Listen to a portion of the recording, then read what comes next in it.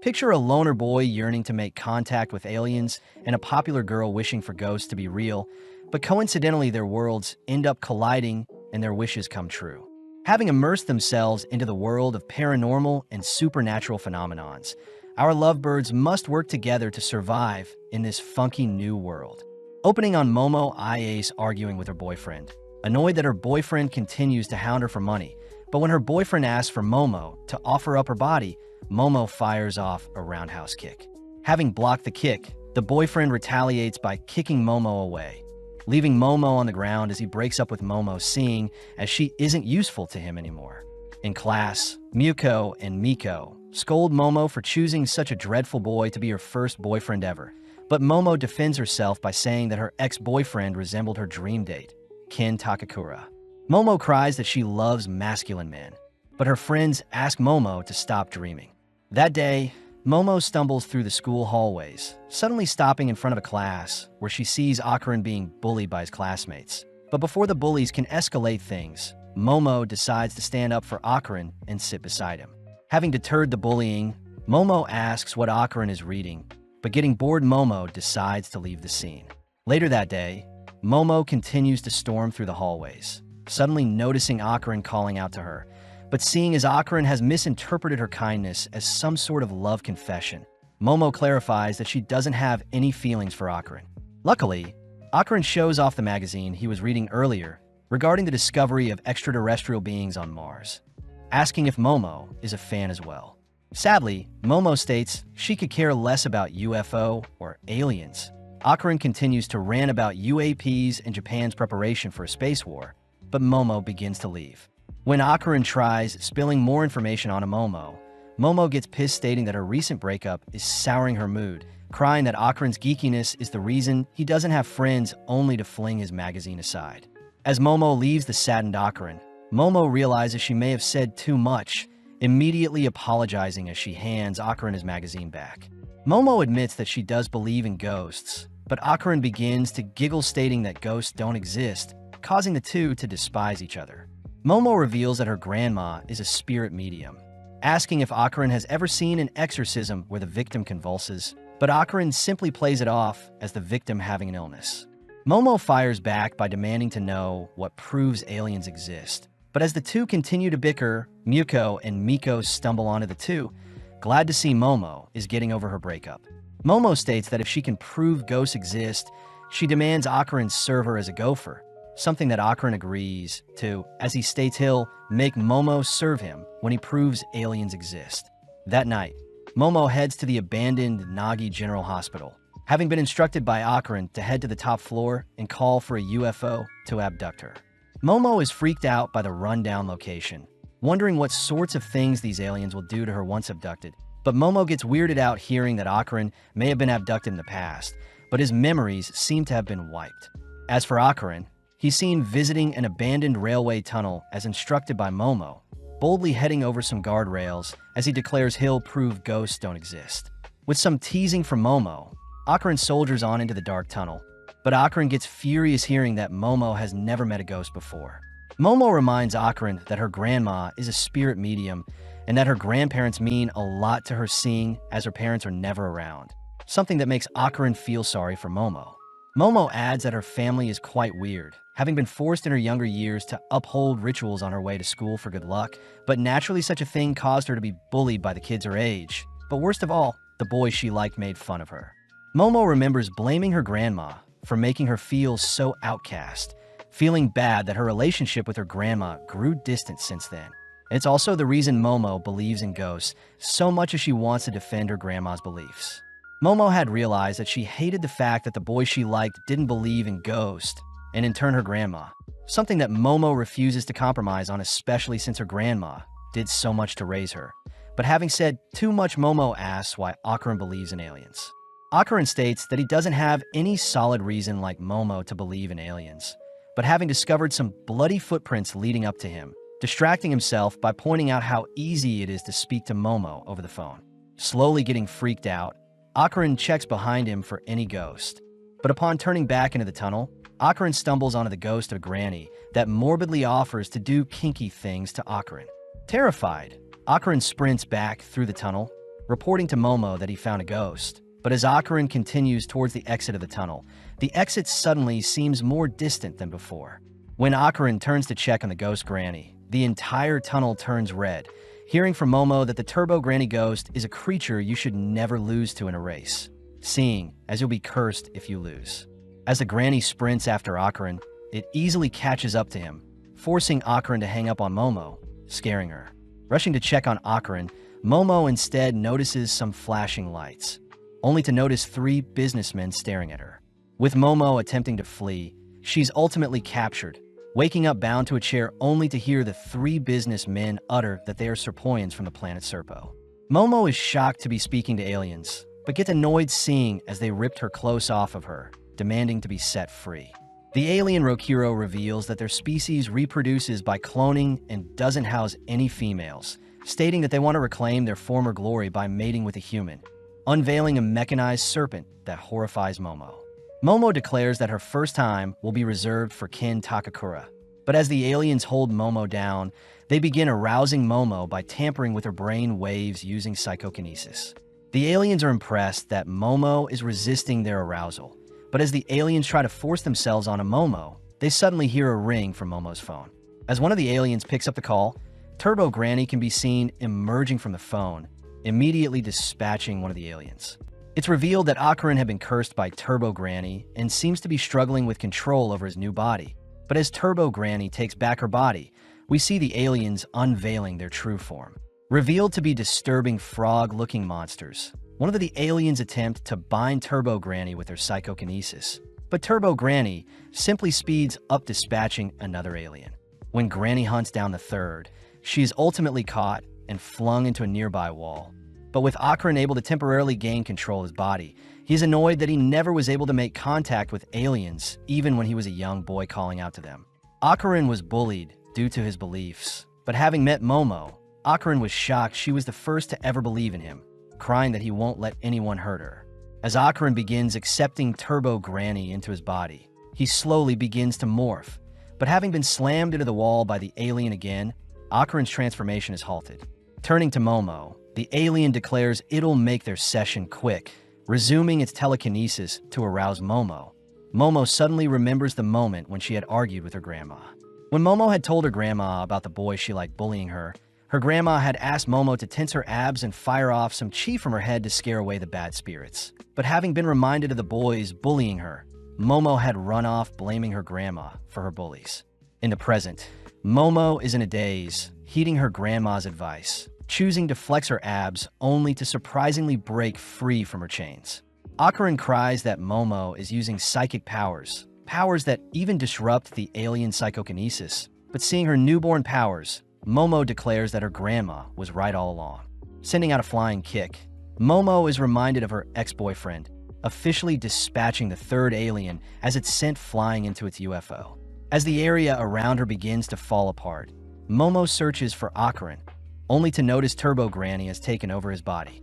When Granny tries pouncing on Momo, Momo lets loose her powers to knock Granny out of Akarin, but seeing as Granny is still cursing Akarin, Momo watches Granny vanish, taunting Momo to seek it out in the tunnel if she wants Akarin's curse lifted. At the same time, we see the UFO flying towards the abandoned hospital, ramming through it only to crash land onto the road nearby. With the duo barely surviving the crash, they both acknowledge that aliens and ghosts are real, but Momo is annoyed that she has to continually suppress Akarin's curse with her psychic powers. Seeing as he needs to defeat Turbo Granny, Akarin gives Momo his clothes, apologizing for getting Momo involved as he states he'll deal with Turbo Granny himself. Momo reminds Akarin that he needs her powers to fight Granny, but as Akarin accepts Momo's proposal, he asks Momo to please cover herself up. Getting flustered all of a sudden, Momo takes the chance to ask for Akarin's full name, coincidentally hearing that Akarin's full name is Kin Takakura as well. With Momo refusing to believe Akarin has such a cool name, we see Akarin's curse slowly taking over again, forcing Momo to suppress it with her psychic powers. Momo states that Akarin will be his nickname moving forward, but as the duo walk back home, the sun begins to rise, meaning they'll have to wait till night to face Turbo Granny, since ghosts only come out at night. Seeing as Akarin needs some clothes, Momo takes him to his granny's place, but Momo warns Akarin that her grandma despises boys, especially her ex.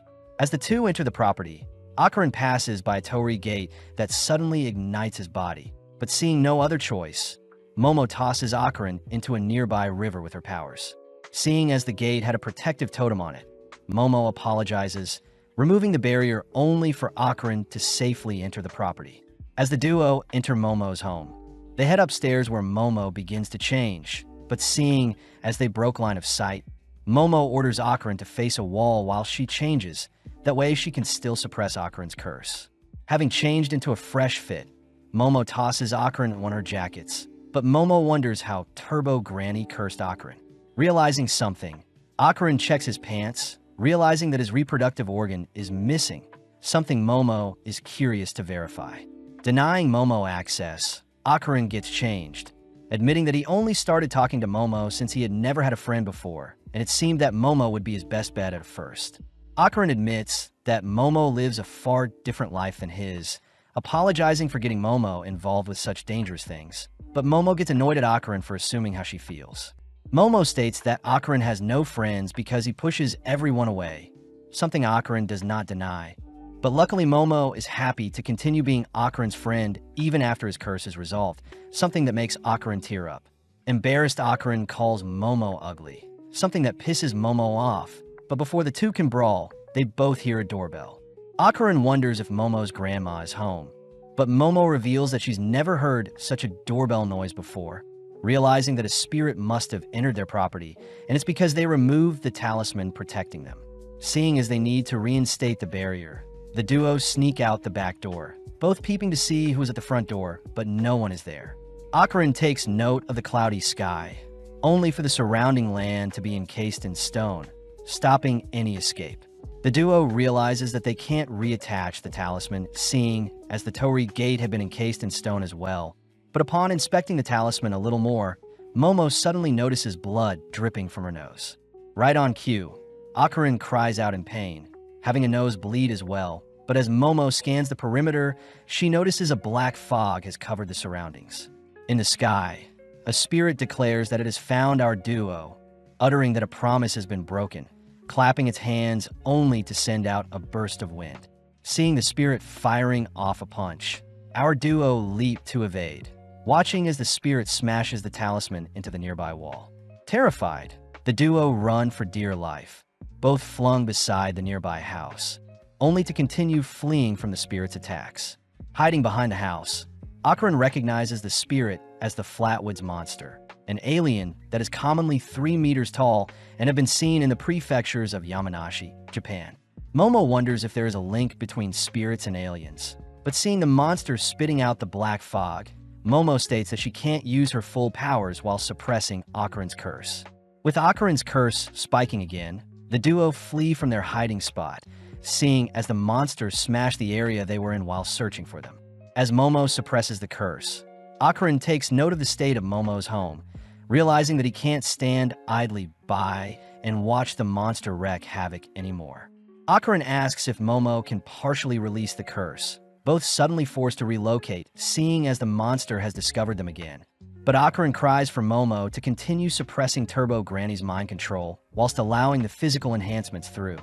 Seeing no other choice, Momo focuses in, slowly allowing the curse to take over Akaran's body. But as the monster throws an axe kick onto the duo, Akaran rescues Momo, having transformed with Momo's help. Overflowing with power, Akaran begins talking strangely, but whilst Akaran and Momo are distracted, the monster approaches and attacks Akaran from behind. Luckily, Akaran had reacted fast enough, chewing off the monster's fingers.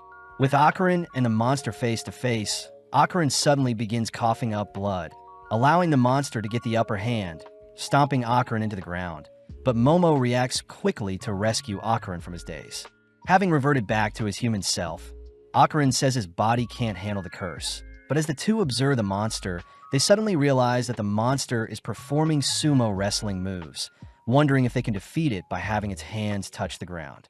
Intrigued by the idea, Akaran transforms once again, hearing that Momo will assist Akaran. But as the duo rush towards the monster, they spot the creature firing a ripple attack. As both barely dodge, Akaran manages to rip apart the monster's ankle, allowing Momo to drag the monster onto the ground, confirming its palm disappeared once it touched the ground. Sadly, the creature rolls to prevent its other hand from touching the ground, grabbing a hold of Momo only to toss her into the nearby wall with the torii gate. Following up by pummeling Momo, all whilst Akarin's curse begins to take over, but luckily, Momo is still awake to keep Akarin in check. Momo voices how annoying it is that the monster cheated, but this only pisses the monster off, prompting it to wail onto Momo. Having endured enough, Momo reveals she had used the monster's punches to carve out the torii gate, swiftly activating her psychic skills to drag Akarin toward her, only for her to reattach the talisman, setting the monster ablaze. Seeing as Akarin is outside the gate with her, they both gasp, seeing as everything is back to normal. But Momo does compliment Akarin's new permed hair. Tired, Momo suddenly collapses from exhaustion, leaving Akarin to begin transforming, seeing as the granny curse is taking over. Elsewhere, we see Santa Doria as a psychic giving a reading to a young male idol Shoma on a television show, but having gotten everything wrong about them, the producers wonder if Doria's is even psychic. Entering a taxi, Doria's is grilled by her taxi driver for being a fake psychic, but suddenly Doria's exits the taxi, ordering the driver to scram. Back with Akarin, we see his cursed body prepare to devour the unconscious Momo, but a sudden brick is broken over Akarin's face, blowing him back. Arriving on the scene, Doria's is revealed to be Momo's grandma, Seiko Iase. Seiko orders Akarin to attack her, but blinking and appearing behind Seiko, Akarin is suddenly set ablaze. Seiko admits that Akarin is quite fast, but having set up a trap prior, Seiko traps Akarin in a circle etched into the ground. Seiko reveals that she can convert the inside or outsides of her drawn circles into barriers, depending where she places a nail, but approaching Akarin, Seiko hears Akarin cursing at her. Seiko takes out her bat, clobbering and taunting Akarin. Seiko converts her bat into a pencil, drawing an even tighter circle around Akarin, but Turbo Granny's voice states that Akarin's body will perish if she dies. Sadly, Seiko could care less, seeing as her number one priority is to protect Momo, placing a nail in the circle only to set Akarin on fire. Later that day, Momo wakes up in bed, rushing downstairs only to greet Seiko. Seiko says she knows Momo has been messing around with spirits, but when Momo asks where her cursed friend is, Seiko declares that she has eradicated it. Momo cries for Seiko to stop joking around, but Seiko reminds Momo that ghosts aren't real, and plus Seiko is a fake ghost medium like Momo had accused her of being. Momo is annoyed that her grandma still holds a grudge against her, but seeing no other way, Momo apologizes to her grandma with a deep bow, begging to know where Akarin is.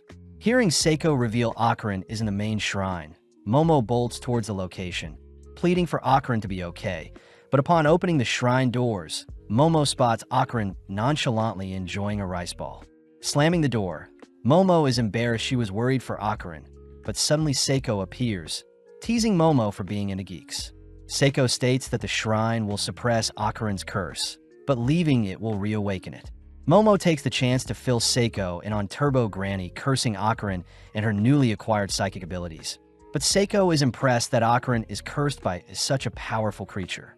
Apparently, Turbo Granny used to be called 100 Kilo Granny, a yokai that haunts a tunnel, and a monster even Seiko herself avoided due to its immense spiritual power. Seiko states that spirits are the strongest when they fight in their bound locations, and seeing as Turbo Granny had fused with the tunnel, there is no chance of defeating them. Seiko advises Momo to forget about Akarin and continue living a normal life.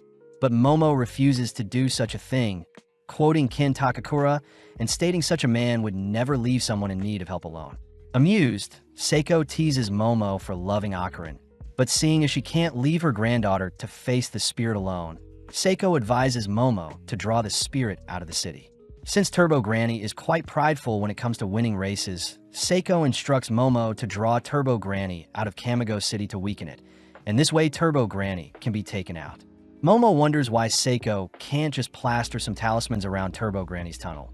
But sadly, Seiko says her talismans borrow powers from the gods in their current city, and each city have different gods ruling over them, meaning once the Granny is out of the city, the talismans will be no help. Seeing as drawing the Granny out from their bound city is the only way, Seiko states that Akarin must begin training to outrun the Turbo Granny, but he'll need to carry Momo whilst training to keep his curse in check. Sadly, Akarin, currently in his transform mode, is quite weak, so Seiko orders Akarin to do push-ups, sit-ups, back extensions, and squats for 100 reps each, and Momo needs to improve her psychic skills.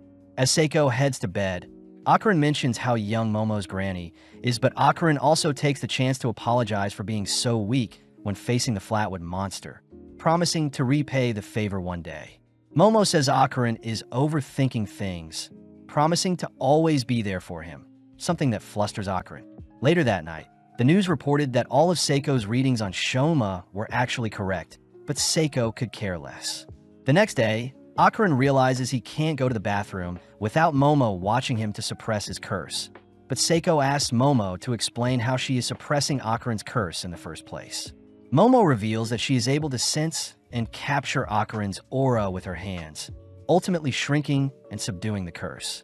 This is also true for objects she wants to pick up and move around, but Seiko asks Momo to try envisioning and feeling out the aura with her eyes closed, something that Momo manages to do, even surprised that Akarin's aura is quite cold.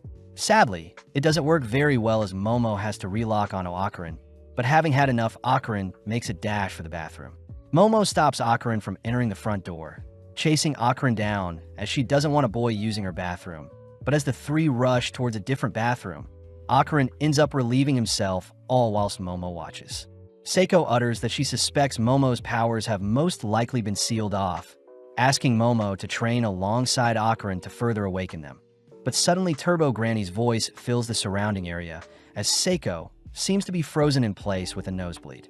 Turbo Granny reveals that it can curse anyone that comes into contact with Akarin, demanding that Momo come see it in the tunnel tonight, or else it'll ensure everyone around Akarin is cursed. Retreating into the shadows, Seiko is seen all right with a bloody nose and ear, but seeing one of her talismans all bloodied, Seiko asks Momo what just happened. That night, Seiko suits our duo in the finest gear to ward off spirits. But as Momo turns to leave, Seiko quickly gives Momo a hug, reminding Momo to live no matter what. As the duo ride off, Seiko prays for them, but funnily enough, our duo have to board a train to conserve energy, drawing the attention of other passengers. With our duo appearing before the cursed tunnel, they both argue who should enter the tunnel first. But stealing their resolve, they both enter the tunnel, declaring they'll draw Turbo Granny out of the city to weaken and defeat it. Shining their light into the dark tunnel, our duo suddenly spot a massive head blocking their path, both preparing to flee, but they realize Turbo Granny has blocked them in from both sides of the tunnel. As the tunnel turns red, Momo quickly retrieves some bats they've brought, flinging them towards the eyes of one of the faces using her powers, but it doesn't faze the monster. Akarin cries for Momo to release his curse, allowing him to swell with power, but as Akarin marches towards one of the heads, he suddenly transforms back to a human. Turbo Granny reveals that she has removed Akarin's curse herself. That way they can't harm Turbo Granny with her own curse. Turbo Granny roars at our duo, preparing to devour them whole. But as Momo remembers her grandma's advice, Momo begins to taunt Turbo Granny, mocking how slow it is in a race. Momo demands to race Turbo Granny, something that surprisingly convinces Turbo Granny to morph back into her singular body, immediately accepting the challenge. Turbo Granny states she can devour our duo anytime, agreeing to count to 10 to allow our duo a head start. But when Turbo Granny tags our duo, their game of tag will be over. Momo says she hates people that break rules, allowing our duo to make their way to the tunnel's exit, but strangely Turbo Granny is counting weirdly, suddenly declaring that 10 minutes is up. In an instant, Momo is dragged into the tunnel and tied up by some hands, prompting Turbo Granny to restart the 10-minute count as it's time for Akarin to flee. Akarin is pissed at Turbo Granny's underhand tactics, demanding that Turbo Granny fight fair. But within a few seconds, Turbo Granny reaches the 10-minute count, reaching out to tag Akarin. Remembering that he had promised to protect Momo, Akarin rushes at Turbo Granny, clamping down on the monster's flesh as he demands the creature free Momo. Turbo Granny is pissed, attempting to rip Akarin off it, but sadly Akarin's sacred clothing is preventing Turbo Granny from harming Akarin. In pain, Turbo Granny chooses to possess Akarin, using his own hands to shred his clothes. But as Turbo Granny heads over to devour Momo, it suddenly senses a presence crushing it. Revealed to have been Momo, who has finally detected Turbo Granny's curse in Akarin. Momo begins to subdue the cursed flame, watching as Turbo Granny rushes to attack Momo. But luckily, Momo completely seals Turbo Granny within Ocarin. With Ocarin completely fine now, Granny cries to be set free, all whilst a strange monster smashes through the tunnel, crying for Turbo Granny to be freed. As the location-bound spirit chases after our duo, Ocarin wonders why the spirit is a crab, but Momo says the dead turn into crabs in order to cross a river into the afterlife. As Turbo Granny cries out to the crab, we see Momo ordering Ocarin to transform, both barely dodging an attack from the crab. With Momo riding Ocarin, Ocarin states his body won't be able to hold on for much longer, choosing to leap off the nearby railing, all plummeting down into the town below them. Having used one of his 2 full throttle moves to soften their fall, the gang notice the area around them turning red, all watching as the crab leaps onto their location. Spotting various faces on the crab's back, Ocarin begins to run, realizing that the people around them can't see the crab. But worst of all, Ocarin doesn't seem to have the strength to make it out of Shono City before he collapses. Getting an idea, Momo instructs Ocarin to head into a nearby Japanese bar, choosing to weave up some stairs to distract the crab, only to position below some pipes. When the crab appears before our duo, Momo tears open some pipes to flood the monster with hot water, something that ends up boiling it. Seeing the boiled crab all stiff, our duo continue to flee the city, reaching the edge of Shono City. But out of nowhere, a horde of undeads rush them. Turbo Granny utters that a cemetery is near the edge of Shono City, and Granny is now using the undeads to hunt down our duo as well. When Momo tries to run alongside Ocarin, she suddenly trips, giving the undeads along with a newly healed crab a chance to surround them, something that makes Momo ask Ocarin to use his final full throttle. Seeing no other way, Ocarin transforms, suddenly bursting through the horde of undeads attacking them, assisted by Momo, who helps move away some of the undeads with her power. Having used some power lines as an anchor point, our duo managed to run alongside a building to evade the swarm of undeads, suddenly cut off by the massive crab. Luckily, Momo tosses a car at the crab, buying Ocarin enough time to scale the monster and use it as a launch pad to reach a nearby crane. Swinging around the crane with Momo's powers, our duo launch themselves towards a nearby moving train. But before they can reach the train, Ocarin suddenly reverts back to a human. Desperate, Momo expands her psychic palms to slow down their fall, crying for Ocarin to transform once more, giving Ocarin the courage to surpass his limits and transform in time to soften their fall. With our duo both fatigued and exhausted, Momo hurries Ocarin to move, seeing as they're almost out of the city, but realizing that Turbo Granny is no longer sealed inside of Ocarin. Turbo Granny appears, kicking our duo to the ground. Seeing as Turbo Granny has completely bested them, Momo states she hates people who cheat, something that pisses off Turbo Granny as she merges with her crab body, offering Momo another chance to flee. Turbo Granny offers to count to 20 minutes this time, but Momo says she'll only need 1 second, suddenly using her powers to latch onto the moving train nearby, all whilst dragging the exhausted Ocarin with her. Horrified, Turbo Granny begins chasing after the train, barely losing to the train's immense speed, but racking its brain. Turbo Granny manages to leap onto the train before it leaves her behind. Although Turbo Granny is in front of them, Momo cries that they've already won, suddenly zooming out only to see Seiko at the edge of Shono City, having plastered her talismans in the adjacent city of Kamigo City in preparation for the monster. As Momo holds off Turbo Granny from advancing, the train passes into the next city, prompting Turbo Granny to suddenly erupt, spewing out the bodies of its past victims. At the next station, Momo confirms that Turbo Granny is indeed defeated, cutting to the next day, where Seiko takes our duo to pray at the tunnel. Apparently, many girls were attacked near Turbo Granny's tunnel, and it may have been the girls' unfair deaths that ultimately drew Turbo Granny to set its nest near the tunnel. But it's still wrong for a spirit like Turbo Granny to attack the living out of vengeance for the girls who unfairly met their fates. Seiko reminds our duo to never disrespect the dead, as it's the bare minimum to coexist with spirits. But Seiko is glad that Momo and Ocarin made it out in one piece. At home, Seiko and Momo argue over who gets to eat more boiled crab, all whilst Ocarin sits awkwardly. Seiko takes the chance to check if Ocarin's reproductive organ has returned, chasing him around the room, all whilst Momo slurps up the crab meat. Seeing as it's getting late, Ocarin bids Momo and Seiko farewell, But before Akarin leaves, Momo says she'll see him tomorrow at school, exciting Akarin. The next day, Akarin wonders how he should greet Momo, nervously walking by Momo so as to not embarrass himself. But out of nowhere, Momo lightly shoves Akarin, having been waiting for him. As the two walk to their classes, Momo wonders why the aliens she met were all guys and what they eat to survive. But as the two depart to their separate classes, Akarin is immediately back to being bullied by his classmates. Sitting down, Akarin calms himself, seeing as he's finally made a friend who accepts him for who he is. But as we follow Momo, we see she is completely zoned out of class. Miko and Yuko fears Momo is still thinking about her ex-boyfriend, but is surprised to see Momo acting strangely.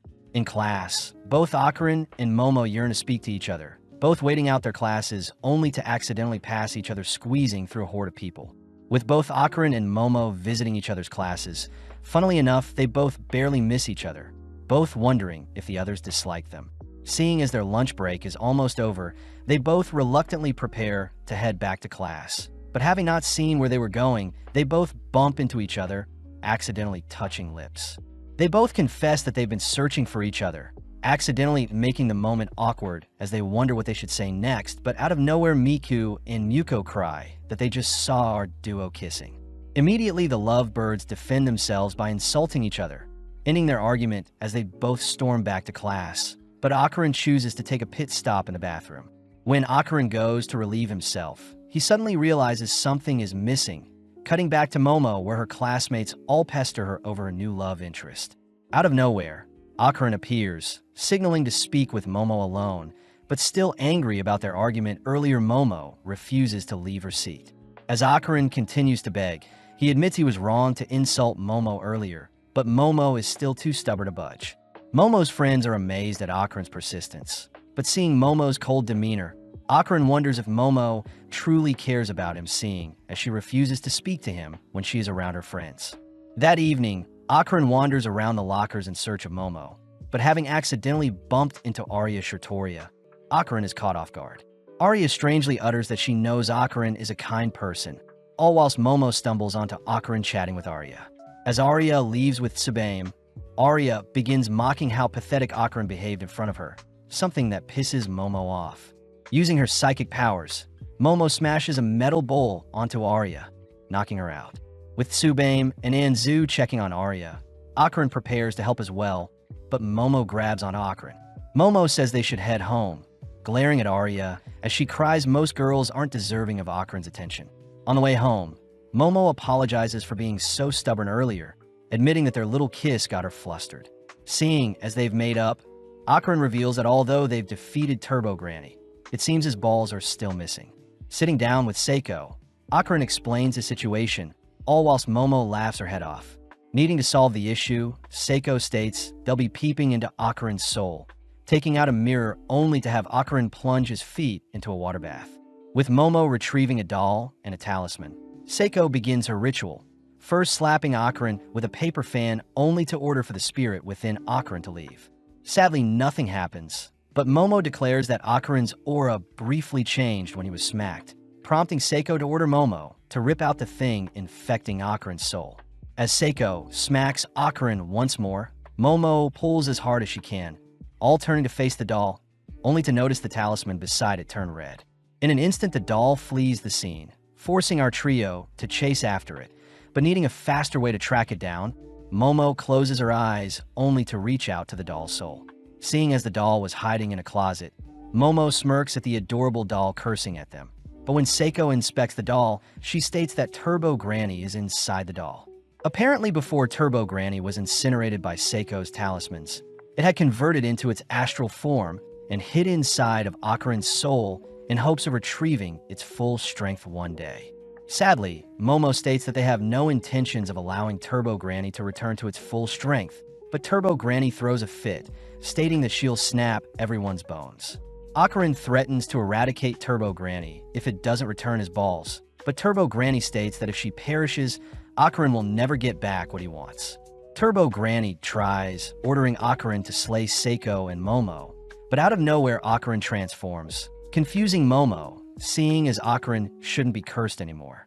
Seiko reveals that when Turbo Granny's soul was ejected from Akarin, Her spiritual powers remained within Akarin, and only Seiko herself can place Turbo Granny back into Akarin, something that makes Turbo Granny sweat.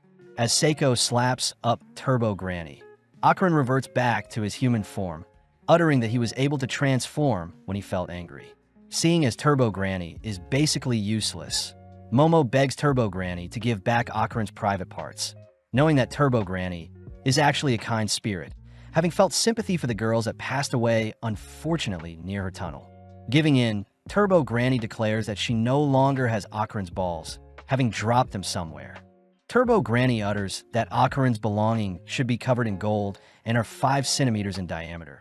But Momo cries that finding such a small item would be impossible.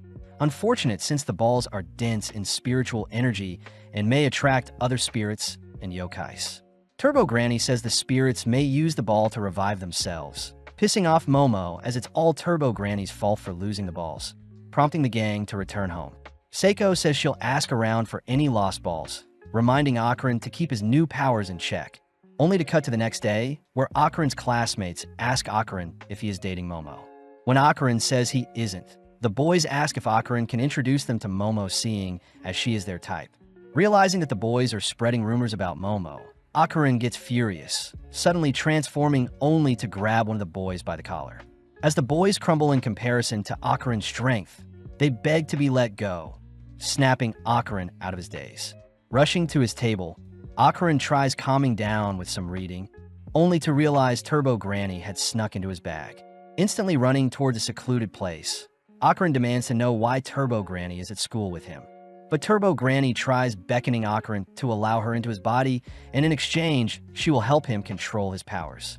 Akarin says he won't be falling for any of Turbo Granny's scheme, suddenly stuffing the doll back into his bag as he hears a voice call out to him. But luckily, it's only Momo. Akarin tries telling Momo about Turbo Granny sneaking in his bag, but Akarin suddenly realizes how cute Momo is, beginning to run away, all whilst Momo chases after him. Alone, Turbo Granny is left to explore the school, all whilst Momo complains to her girlies about Akarin avoiding her. Miko reveals that Akarin had gotten into a fight defending Momo from possible rumors spreading about her, something that makes Momo blush, but at the same time we see Arya passing through the school halls. Arya declares that her elegant self can brighten anyone's day. But Arya is still pissed about the day Momo had embarrassed her by dropping the bowl on her head. Plus, it's revealed that Arya herself is the source of all the nasty rumors around Momo. Strangely enough, Arya had seen a wing-like object appear from Momo, believing Momo to be a demon of some sort. Arya says it's fate that she has been given the eyes to see such things, taking out a golden ball only to promise to eradicate the world of all demons. Flashing back, Arya was heading home at night when a golden ball landed on her head. When she had picked it up, she saw a bright light flashing on a passing train. Frightened, she dropped it, and everything went back to normal, but when she picked it up again, she could see specks of bright lights, having been remnants of clash.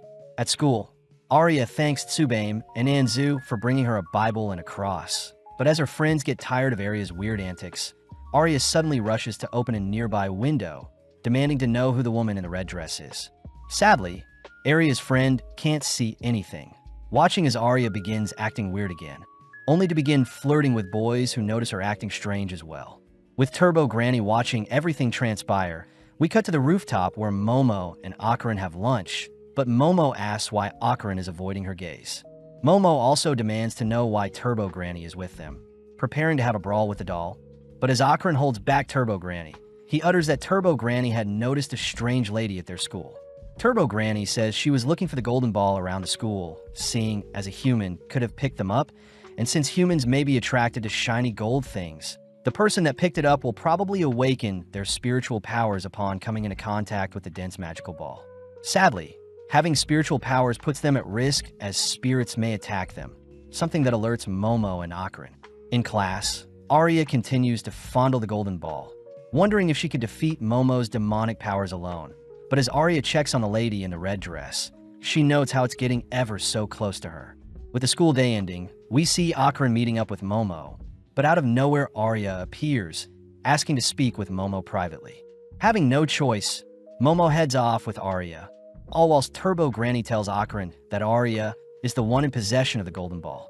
Being taken to an abandoned factory, Momo gets weirded out, demanding to know what Arya wants to speak about. But out of nowhere, Tsubame and Anzu tackle Momo to the ground only to bind her arms. Donning her gear, Arya tries exorcising Momo, believing she is a demon, but her pathetic cross along with her holy prayers do nothing to Momo. Pissed, Momo uses her psychic powers to fling Tsubame and Anzu aside, only for Arya to try exorcising Momo again, this time rubbing her golden ball on Momo as she cries for the sacred ball to give her strength. With Momo ordering Arya to hand over Ocarin's golden ball, we see Ocarin arriving on the scene, seemingly fleeing away from something. At that moment, we see the red-dressed lady tackling Arya, muttering that it's been waiting so long for Arya to finally see her. With Arya suddenly remembering a memory of her as a child, Momo cries for Ocarin to help Arya, prompting Ocarin to transform, rushing down the spirit. Sadly, the spirit easily evades, taunting Ocarin as he dashes towards the red-dressed lady. In mere moments, the spirit outmaneuvers Ocarin, grabbing a hold of him only to swallow Ocarin whole. Annoyed, Momo grabs hold of Ocarin with her powers, but seeing as her hands are bound, Momo is unable to use her full powers and instead receives a devastating kick from the spirit. Swallowing Ocarin whole, the spirit says it has waited 10 years to reunite with Arya, reminding Arya that it is her mommy, seeing as Arya had called it mommy in the past. Arya is disgusted by the demon's pleading, suddenly all turning towards Momo as she appears from the rubble unharmed, surprised to see Turbo Granny is also unharmed. Turbo Granny takes out a phone she stole, declaring the spirit before them is acrobatic Silky, but as Arya cries she'll eradicate monsters like the tall lady before her, the spirit gets upset, gobbling down Arya whole as well. Infuriated, the tall spirit suddenly erupts, sending her hair towards Momo, only to ensnare her, dragging Momo into the air by her neck. When Momo curses at the spirit, the tall lady simply begins to spin, sending Momo flying through the air only to smash her into the ground. The tall lady gives Momo a chance to redeem herself, asking Momo to call it mommy. But when Momo refuses, the lady swallows up Momo whole. With only Turbo Granny left, Turbo Granny orders the spirit to spit out the kids, but before the spirit can disrespect Turbo Granny, the lady's body is set on fire, having been lit on fire from the inside out when Momo used Arya's cross-shaped lighter along with the spirit's hair as fuel. As the tall lady burns up, it ends up vomiting out our trio, suddenly transforming into a more grotesque monster. Crying, Silky demands to have Arya back, tossing several rails at the gang, but they manage to evade. Rushing through the factory, Ocarin says Arya's unconscious body is holding them back, but when Momo says she has an idea, Momo is suddenly pulled away, having been caught in Silky's web-like trap. With Momo tossed aside and incapacitated, Silky locks onto Ocarin, forcing him to continue through the factory, making use of his transformed body to lure Silky away from Momo. As Ocarin prioritizes Arya's safety, he evades the tall lady's hair with some aerial maneuvers, but suddenly is struck down, forced to tank a kick from the spirit. Seeing Arya laying before it, Silky says she can be together with Arya if it consumes her, but as the monster reaches towards the unconscious girl, the monster suddenly halts in its place. Momo appears, stating that the hair Silky had sprung across the factory ended up tying around too many things and has bound Silky in place, but refusing to give up, Silky kicks down a nearby pillar to free up some space. Seeing an opening, Momo rushes to restrain Silky's legs with her powers, all whilst asking Ocarin to slay the monster with his full throttle. Ocarin cries that he doesn't know how to do such a thing, as his past full throttles was out of desperation. But as Silky rips out her own hair to set herself free, it blows away Momo's psychic hands, flinging its hair towards Momo. In an instant, Ocarin transforms to protect Momo, spearheading a tackle that ends up blowing a hole through the factory along with Silky. But although Momo is amazed, Turbo Granny scolds Ocarin for his pathetic use of his power. Seeing as Silky isn't a priority anymore, the gang remember to retrieve Ocarin's golden ball, but as Momo celebrates a successful retrieval of Ocarin's family jewels, Turbo Granny reveals that Arya is dead. Horrified, our duo confirm that Arya doesn't have a pulse, learning that any human swallowed by a spirit would perish, and it's actually lucky that Ocarin and Momo themselves didn't pass away as well. Desperate, Momo tries resuscitating Arya's heart with her powers, all whilst Ocaran gives Arya mouth-to-mouth. But when Turbo Granny tries calling the ambulance, they all notice Silky crying out to Arya. When Ocaran prepares to attack the spirit once more, Silky offers to revive Arya by giving its life to her. But our duo refuse to believe the spirit. Silky states that she has good intentions, something Turbo Granny validates, finally convincing our duo to trust Silky. Although Momo is still skeptical, she hears Silky asking for her aura to be connected to Arya's. That way Arya's dim aura can be revived. Seeing no other option, Momo focuses in managing to connect both auras, but suddenly we get a peek into the tall lady's life. Having done anything for work, Silky was revealed to have a child that meant the world to her, forcing Silky to take on odd jobs just to make a living and raise the child. With time passing by, Silky's daughter grew fond of ballet, ultimately receiving a red dress that she treasured. Sadly, Silky had borrowed money and failed to repay her dues, leading her loan sharks to punish Silky and take her daughter as collateral.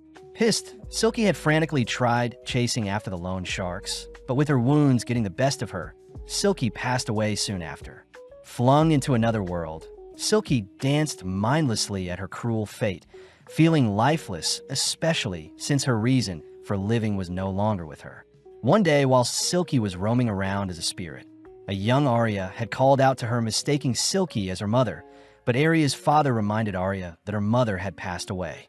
From that day onwards, Silky had claimed Arya to be the child she must protect, but in the present Arya finally awakens, all whilst Momo breaks into tears. Ocaran prepares to attack Silky, seeing Momo hurt, but Momo cries for Ocaran to chill out, allowing Silky to finally say her final piece. As Silky begins to crumble, it apologizes for hurting Arya, all whilst Momo hears that spirits that have no aura will be sent to the void and be deleted from their world, a cruel fate for Silky, who lived a tragic life.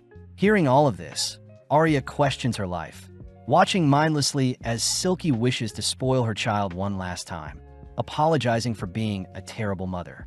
Out of nowhere, Arya rushes to give Silky a hug, reassuring Silky that she did the best that she could and that Arya herself will shoulder the burden and remember Silky for the rest of her life, something that allows the spirit to finally pass on with a bit of closure.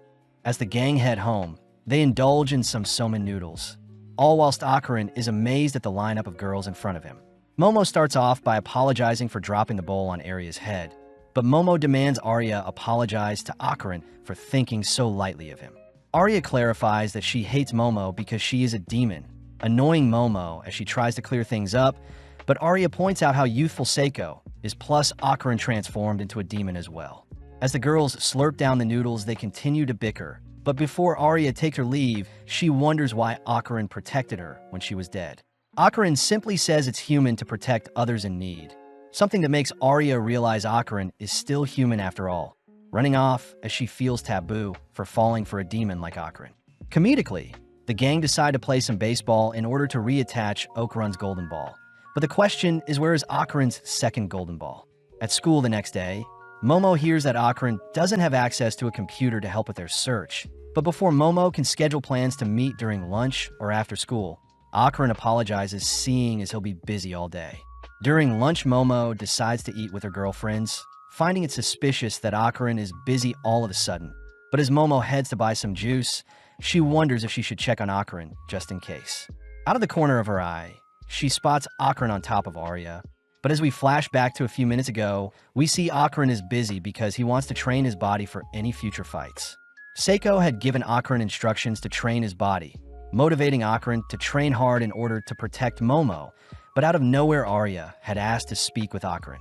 Arya cries that she loves Ocaran, reaching out only to prepare to kiss him. Reacting in time, Ocaran shoves Arya away, weirded out by Arya's sudden confession along with her awkward attitude. As the two begin to wrestle, Ocaran fears he has no right to be romantically involved with a popular girl. But Arya does admit that she has little experience when it comes to dating. Surprisingly, our duo end up tripping on each other, ending up with Ocaran on top of Arya, who welcomes Ocaran's advances. It was at that moment when Momo stumbled onto them, completely misunderstanding the situation as she stormed off, believing Ocaran was spending his day with another girl. With Ocaran left alone, Momo is seen depressed in her science class, completely bored whilst learning about a mantis shrimp's powerful punch. As for Akarin, he admits to being selfish for hiding his workout sessions, and as a result, he says he'll earn Momo's trust by getting stronger. But out of nowhere, Akarin's classmates disappear, all whilst water floods the floors.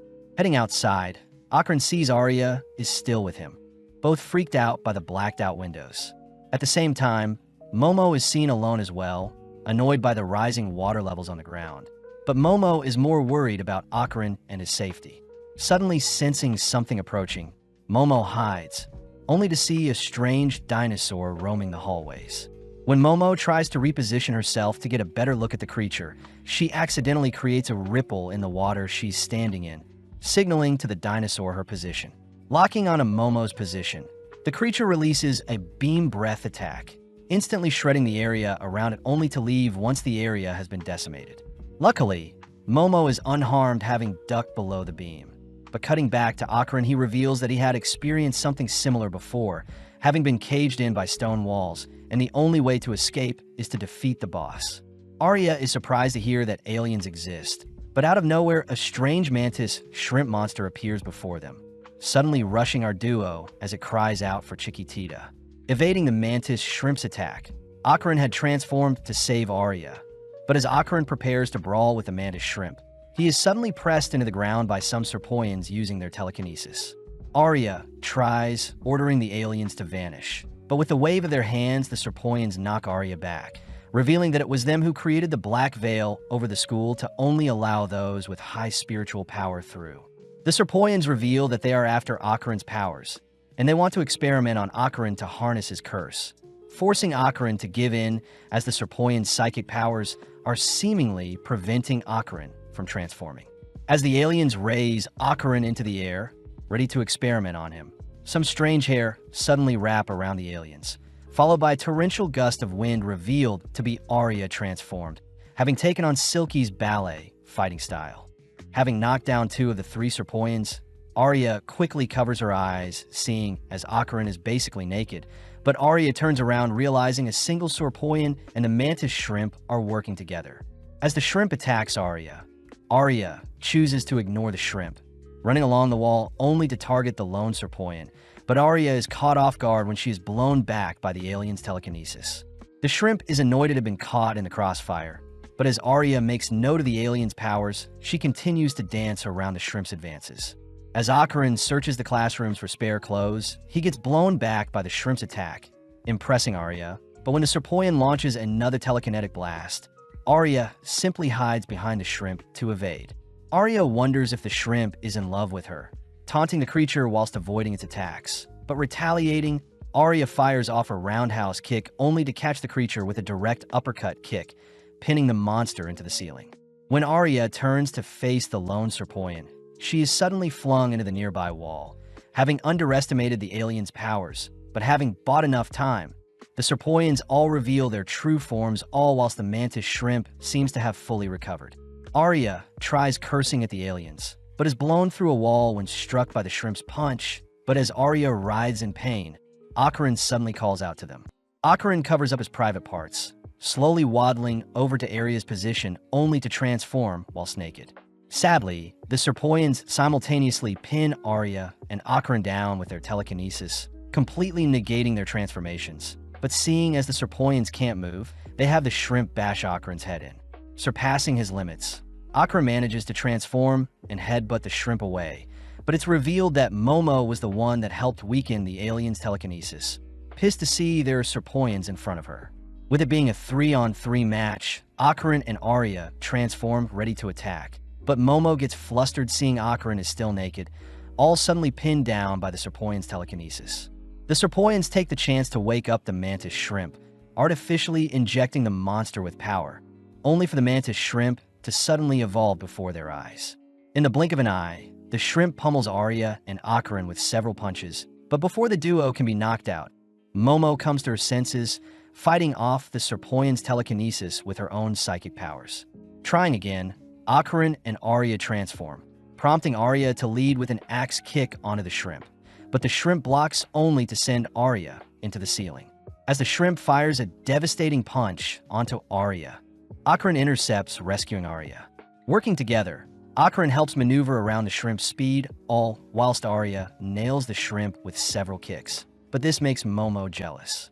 As Momo loses focus, the Serpoians manage to pin our trio down, but out of nowhere the water level rises absurdly, suddenly drowning everyone. Although our trio are able to breach the surface, Momo realizes that the nearby walls and ceiling are all water as well. But suddenly the building's lights turn off. Sensing a disturbing creature swimming by them, Momo cries that they should find an escape route, but Akron states that the monster before them is called Nessie, something Arya adores about Akron. The Serpoians attempt to scold Nessie for not slaying Momo correctly, but Nessie suddenly slays one of them with its beam breath. As Akron and Momo flee for dear life, Arya is suddenly struck from below, sent flying into the area of water that replaces the ceiling, all whilst the attacker is revealed to be the mantis shrimp who thrives underwater. Funnily enough, the shrimp still needs to breathe air. Worst of all, Akron realizes that Turbo Granny's powers can't swim. As Momo and Akron continue to swim to evade the shrimp's punches, Momo says she can't rescue Arya, seeing as the shrimp is in the way. When Akron offers to distract the shrimp for Momo to retrieve Arya, Momo gets annoyed, accusing Akron of only caring for Arya. Seeing as Momo is still angry about earlier, Akron reveals that everything he's done is to impress Momo, flustering her as he pushes Akron away. At that moment, our duo are struck by one another of the shrimp's punch, forcing Akron to tackle Momo aside as they both gaze into each other's eyes in the water. Getting an idea, Momo propels Akron towards a shrimp only to divert their course towards the ceiling to evade the shrimp's attacks. Having entered the ceiling, Momo grabs hold of Arya, all heading into a room where Momo manages to resuscitate Arya. Momo orders Arya to strip, seeing as their clothes are holding them back. But as we follow the mantis shrimp and the Serpoians, they seem to be fleeing from Nessie, who seems to be slaying everything in its path, forcing the Serpoians to prepare to merge with the others. As Arya and Momo ride Akron, they all dive in the water to face the aliens. But upon realizing that the Serpoians have merged with both Nessie and the mantis shrimp, our trio hurriedly evade the monster's beam attack. Breaching the surface for some air, the gang realize that the monster is absorbing water for its next beam attack, prompting the gang to agree to try and break the monster's neck to render the attack useless. Submerging once more, Arya takes charge by wrapping her hair around the monster's neck, choosing to dive towards the monster with her leg outstretched, but sadly the monster intercepts Arya with its fist, following with a flurry of attacks that stall long enough for it to unleash another beam attack. Racing against the beam, Momo and Akron manage to rescue Arya, realizing that the monster has the beam attack and the shrimp's close quarter punches. As our trio flees from the monster, Momo realizes something, but before she can say anything, an explosion separates our trio. Momo is revealed to be the monster's main target, barely able to hold her breath whilst in the water. But as the monster throws out a punch, Momo suddenly removes the water in their surroundings. Momo knows that mantis shrimps aren't able to unleash their full power on land, seeing as the impact from their punch would shred their own bodies. A weakness Momo has used to have the monster tear away at its own body. As a last-ditch effort, the monster latches onto Momo, attempting to drown her whilst it charges up another beam attack. But Arya had reacted fast enough, latching onto the monster all whilst giving Akron a direct path towards Momo. In the blink of an eye, Akron rushes and slays the monster, clinging onto Momo with his final breath of air, only for the surrounding area to return back to normal. Momo and Akron are relieved to be back in the school, but realizing that they are naked and soaking wet, our trio flee the scene all whilst the other students demand to know what is happening. Elsewhere, we see the school nurse, Ju, asking if our trio is being bullied, but sadly our trio utters nothing. Ju insists that they tell the truth, as she doesn't tolerate bullying. But as another teacher tells Ju she is receiving a phone call, Ju leaves our trio alone while she attends to other business. Both Momo and Arya begin to break down, seeing as their public image is ruined. But Akron wonders why the aliens were after Turbo Granny's power. Momo asks how Arya was able to use Acro Silky's powers, reasoning that since the tall lady revived Arya, it would make sense she now shares the tall lady's powers. But Akron states that Arya herself may also be a target, seeing as she has powers. Momo finds it strange that the aliens want Turbo Granny's yokai powers, but Akron utters that it must be because the demons and aliens of Earth are fighting against the aliens invading their world. This also explains the reason for aliens needing to experiment on spiritual humans. But regardless, the girls continue to cry that everyone has seen them naked, all agreeing to blame the mess on Momo, who asked everyone to strip. Right on cue, Arya's friends enter the room to retrieve Arya, blaming the mess on Momo, but Momo could care less. Now alone, Momo demands the reason why Akron was on top of Arya. But as Akron mutters that he was secretly trying to get stronger to impress Momo, Momo can't help but admire Akron. Hearing that Akron was getting stronger for her sake, Momo begins to tease Akron. But before Akron can leave, our lovebirds exchange some flirty glances. Out of nowhere, Miko and Yuko appear asking to know why Momo was naked on Akron. But when Momo tries explaining things, the girls only get more confused. Getting to the bottom of things, Miko deduces that there is a love triangle between Arya, Akron, and Momo, and Akron seems to be the one the girls are fighting over. In class, Arya's classmates offer to help Arya with any trouble she is facing, something Arya smirks about, seeing as her popularity hasn't diminished whatsoever. But suddenly Arya's classmates blame Momo for embarrassing Arya. Hearing her classmates scheming horrible things to further punish Momo, Arya admits to being the one that spread the heinous rumors about Momo to begin with, refusing to tolerate any further harassment of Momo. As Arya marches through the school halls, she sits alone wondering why she stood up for her sworn enemy. But out of nowhere, Momo appears checking in on her. Momo asks how Arya is doing, but Arya tries putting up a wall between them, demanding that Momo leave her alone. Momo deduces that Arya didn't add any more fuel to her already bad image. But before Arya can say another word, the girls notice the mantis shrimp is still alive, both preparing to engage the creature. Surprisingly, the monster suddenly collapses, crying out to its baby, Chiquititia. Waking up, the shrimp realizes it's been patched up, but Seiko and our trio confront the monster, wondering if the shrimp is an alien or a Japanese kappa. As the shrimp takes a battle stance, it realizes it has been served some curry, immediately kneeling down as it cries tears of gratitude to have been served a loving meal. With the gang buying some sushi, they all start fighting over who gets what, all pairing up with Turbo Granny brawling with Akron, Seiko taking on the shrimp, Momo and Arya arguing with each other. Finishing up the meal, the shrimp reveals that his son is very ill, and if his son doesn't receive blood every day, he'll pass away just like the shrimp's wife did. The shrimp's manner of speech is quite ambiguous, but the gang hear that the shrimp's homeland is war-torn, so he had to leave to a foreign land to earn some extra currency. The shrimp begins blaming himself for his son's condition, and worst of all, there is nothing he can do about it, suddenly shedding some tears.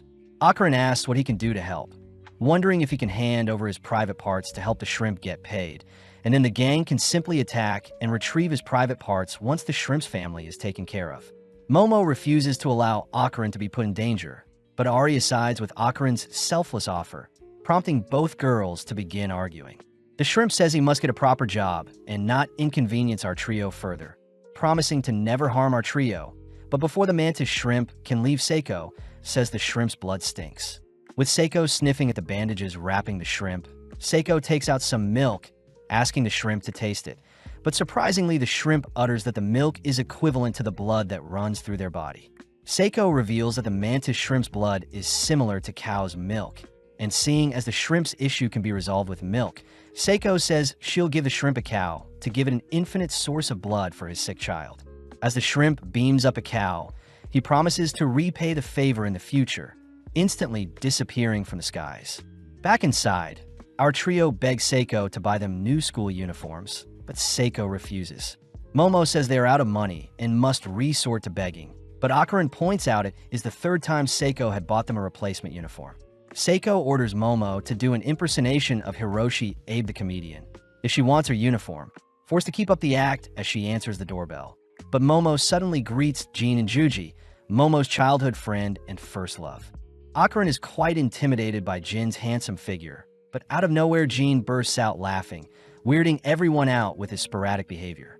As Seiko shows Jean to his room, Seiko reveals that Jean will be living with Momo from today forth. But Momo refuses to live with a boy, all whilst Arya accuses Momo of gathering demonic allies.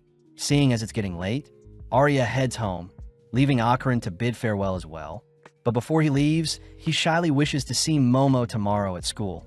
something that pleases Momo. Back in the house, Jean scoffs down Seiko's cooking, all while Seiko tells Momo that Jean is living with them since Jin's parents have been hospitalized. As Jean and Momo wash the dishes, Jean takes the chance to apologize for making fun of Momo when they were younger, telling Momo he can see ghosts now. Momo asks if Jean had come into contact with any golden balls, but Jean denies such a thing, telling Momo that after they went their separate ways in middle school, Jean and his family wound up moving out into a house surrounded by a forest. Immediately, Jean felt something was strange with his new home, and when Jean told his family, they laughed it off, leading to one fateful night when the entity haunting him showed itself to Jean. Ever since then, his parents' health had gotten worse, leading Jean to rally together 5 exorcists that could solve his issue, but sadly 3 of the 5 had taken their own lives soon after facing the entity. As a last resort, Jean is asked if Seiko could help him, something Momo reasons was the right thing to do. Jean once again deeply apologizes for making fun of Momo when they were younger, but suddenly Seiko reminds the pair that her powers only work in Kamigo City, meaning Momo herself will have to deal with the issue, and Seiko suspects the golden ball must be behind this somehow. At school the next day, Jean celebrates seeing as he's transferred schools, immediately captivating the girls in his class. Although Jean's parents are hospitalized, it doesn't stop Jean from asking for a girl's phone number, even dancing through the class as he's seated next to Momo and her friends. Unfortunately, Miko and Yuko begin falling for Jean as well, but Jean clarifies to everyone that he and Momo are childhood friends living together, something that Momo's friends forbid, seeing as Momo and Akarin are already a thing. Following Akarin, he is completely lost in thought, agitated at the thought of Jean re-entering Momo's life and being all chummy with her. Akarin fears Momo will stop talking to him if she starts dating Jean, refusing such a reality as he strives to grow stronger. But suddenly Momo appears to check on Akarin. As Momo sits down for her lunch, she offers to feed Akarin since his hands are tied up, but sadly Jean joins them, offering Momo her favorite yogurt drink. Seeing Momo drawn towards Jean, Akarin can't bear the sight of the girl he likes being taken away from him, choosing to leave the scene. But as he turns a corner, he suddenly notices a mannequin bolting towards him. Crying out for Momo, Akarin begins fleeing from the mannequin, but the mannequin easily overtakes Akarin, now charging towards Momo.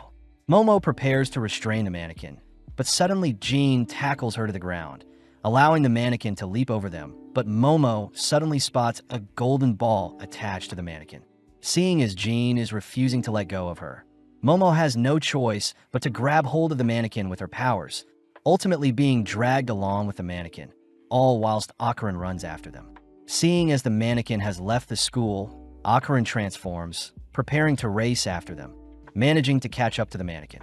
When Momo tries reaching out to Akarin, the mannequin leaps onto a building, giving Momo a chance to catch the mannequin on a power line, but the mannequin's momentum shreds the power line. With Momo suddenly seeing a bus heading their way, Akarin manages to pull Momo to safety, grabbing hold of her only to fling her and Jean onto his back. Still chasing after the mannequin, Akarin grounds himself, allowing Momo to pull the mannequin towards them, but the mannequin puts up a good fight, refusing to give up.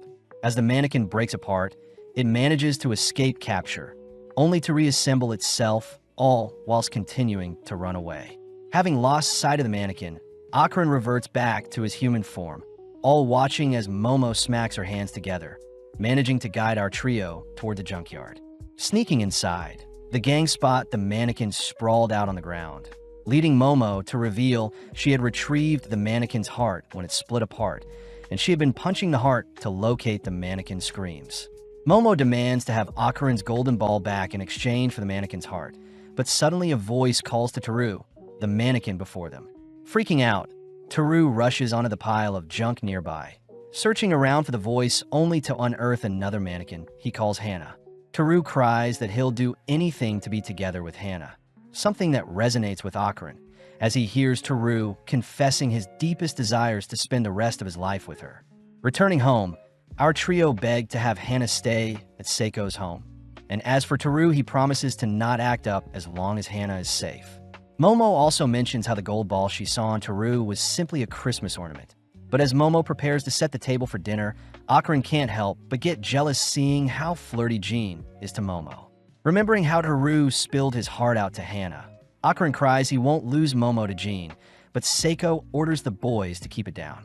Seiko reminds Momo that she'll be heading to Jin's house this weekend, leading Momo to reveal that Jin needs his house exorcised and is the reason he is here in the first place. With Akron agreeing to come along, we cut to the school where we see some school kids planning on messing with a Ouija board, but out of nowhere, Teru sprints past them, leaping through a window. Wanting to see Hannah, Teru boards a train, but as he dreams of visiting his loved one, he is accidentally run over by a truck. Following Momo, she is seen waiting outside with Hannah for Teru's arrival. But as time passes by, Momo falls asleep outside beside Hannah. As the sun begins to rise, Teru finally arrives, apologizing for visiting so late. But at the same time, we see Jin on edge, unable to sleep due to the mysterious entity haunting him. With the big day arriving, our trio board a train, passing time by playing Old Maid, but Akron seems to be losing constantly. Jin tries cheering Akron up with some snacks, but Akron simply gets more depressed seeing Momo and Jin reminisce about their childhood, making Akron feel pathetic as he sees his own jealous reflection in the window. Akron tries distracting himself by uttering that he needs to retrieve his golden ball no matter what, but seeing as Jin and Momo are non-stop chatting, Akron interrupts in by educating the two on the Tsukinoko. Coincidentally, Jin utters that his village has a legend revolving around the Tsukinoko shrine, where the villagers worshipped a great serpent for 200 years. Seeing as Jin has stolen his spotlight, Akron tries bringing up the other myths to intrigue Momo. But accidentally, Akron starts to hit off with Jin as he is the second person to take a liking to the paranormal, just like Momo. Jin asks if he can be friends with Akron. Akron says he doesn't deserve any friends since he is quite awkward. But as the trio leave the train, they enter a hot spring district where Jin's father works. Seeing as his father researches volcanoes in a nearby college, Jin's family had to move out to the hot spring town, and rumor has it that the nearby volcano erupted 200 years ago. As Jin guides the duo up some stairs, they're forced to climb several hundred flights of stairs, finally making it to Jin's home exhausted. At first glance, Momo can't detect any abnormal spirits nearby, but as the trio enter the home, we see the villagers of the hot spring town spying on them with their maniacal grins. Looking around the house, neither Momo nor Akron find anything off about Jin's home, beginning to doubt Jin's story about strange occurrences in his home, but Momo does mention how the ghost could be hiding at the moment. Momo suspects the enemy has a weak spiritual presence, meaning it'll be easy to defeat them, exciting Jin. Jin rushes off to fetch some refreshments for our duo, all whilst Momo decides to visit the hot springs, promising to return by sundown.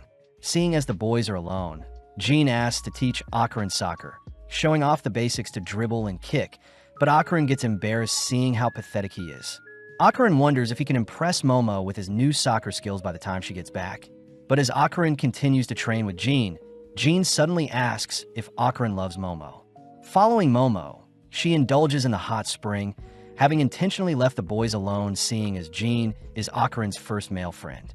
Back with Akron, he cries that he loves Momo as a friend, but when he hears Jin say he loves Momo's eyes and personality, the boys begin to argue who loves Momo more. When Jin tries bringing up his childhood friend's status to win the argument, Akron suddenly remembers his kiss with Momo, quietly accepting victory as we cut back to Momo, who decides to wrap up her bath. Momo says it's unfortunate that the hot spring is walled off, wanted to see the scenery whilst bathing, but out of nowhere, Julian Kitu, Jamanuel Kido, Juichi Kyo, Jihiko Kitu, and Jujina Kido all enter the mixed-gender hot spring, ready to join Momo. As Akron and Jin continue to wrestle and fight over Momo's honor, they suddenly stop, having noticed a strange room appear next to Jin's home. But as this happens, the five men enter the bath, all approaching Momo. Jin and Akron inspect the wall, separating the house and the extra room. But upon realizing it's hollow, Jin reasons they should have a closer look. Jin takes charge by smashing a hole in the wall, shocked to see hundreds of talismans crammed inside the wall. But as we cut back to Momo, we see the five adults swimming towards her. Momo wonders if she can deal with them all at once. But before Momo can activate her psychic powers, she is tackled and pinned down below the hot spring waters. Running out of breath, Momo lets loose a burst of psychic powers, managing to smack the attacker with the snake head of the nearby water dispenser. Within a few seconds, the hot springs dispenser begins to overflow, distracting the men long enough for Momo to leave the bath, all whilst the surrounding infrastructure of the hot spring begins falling on the men.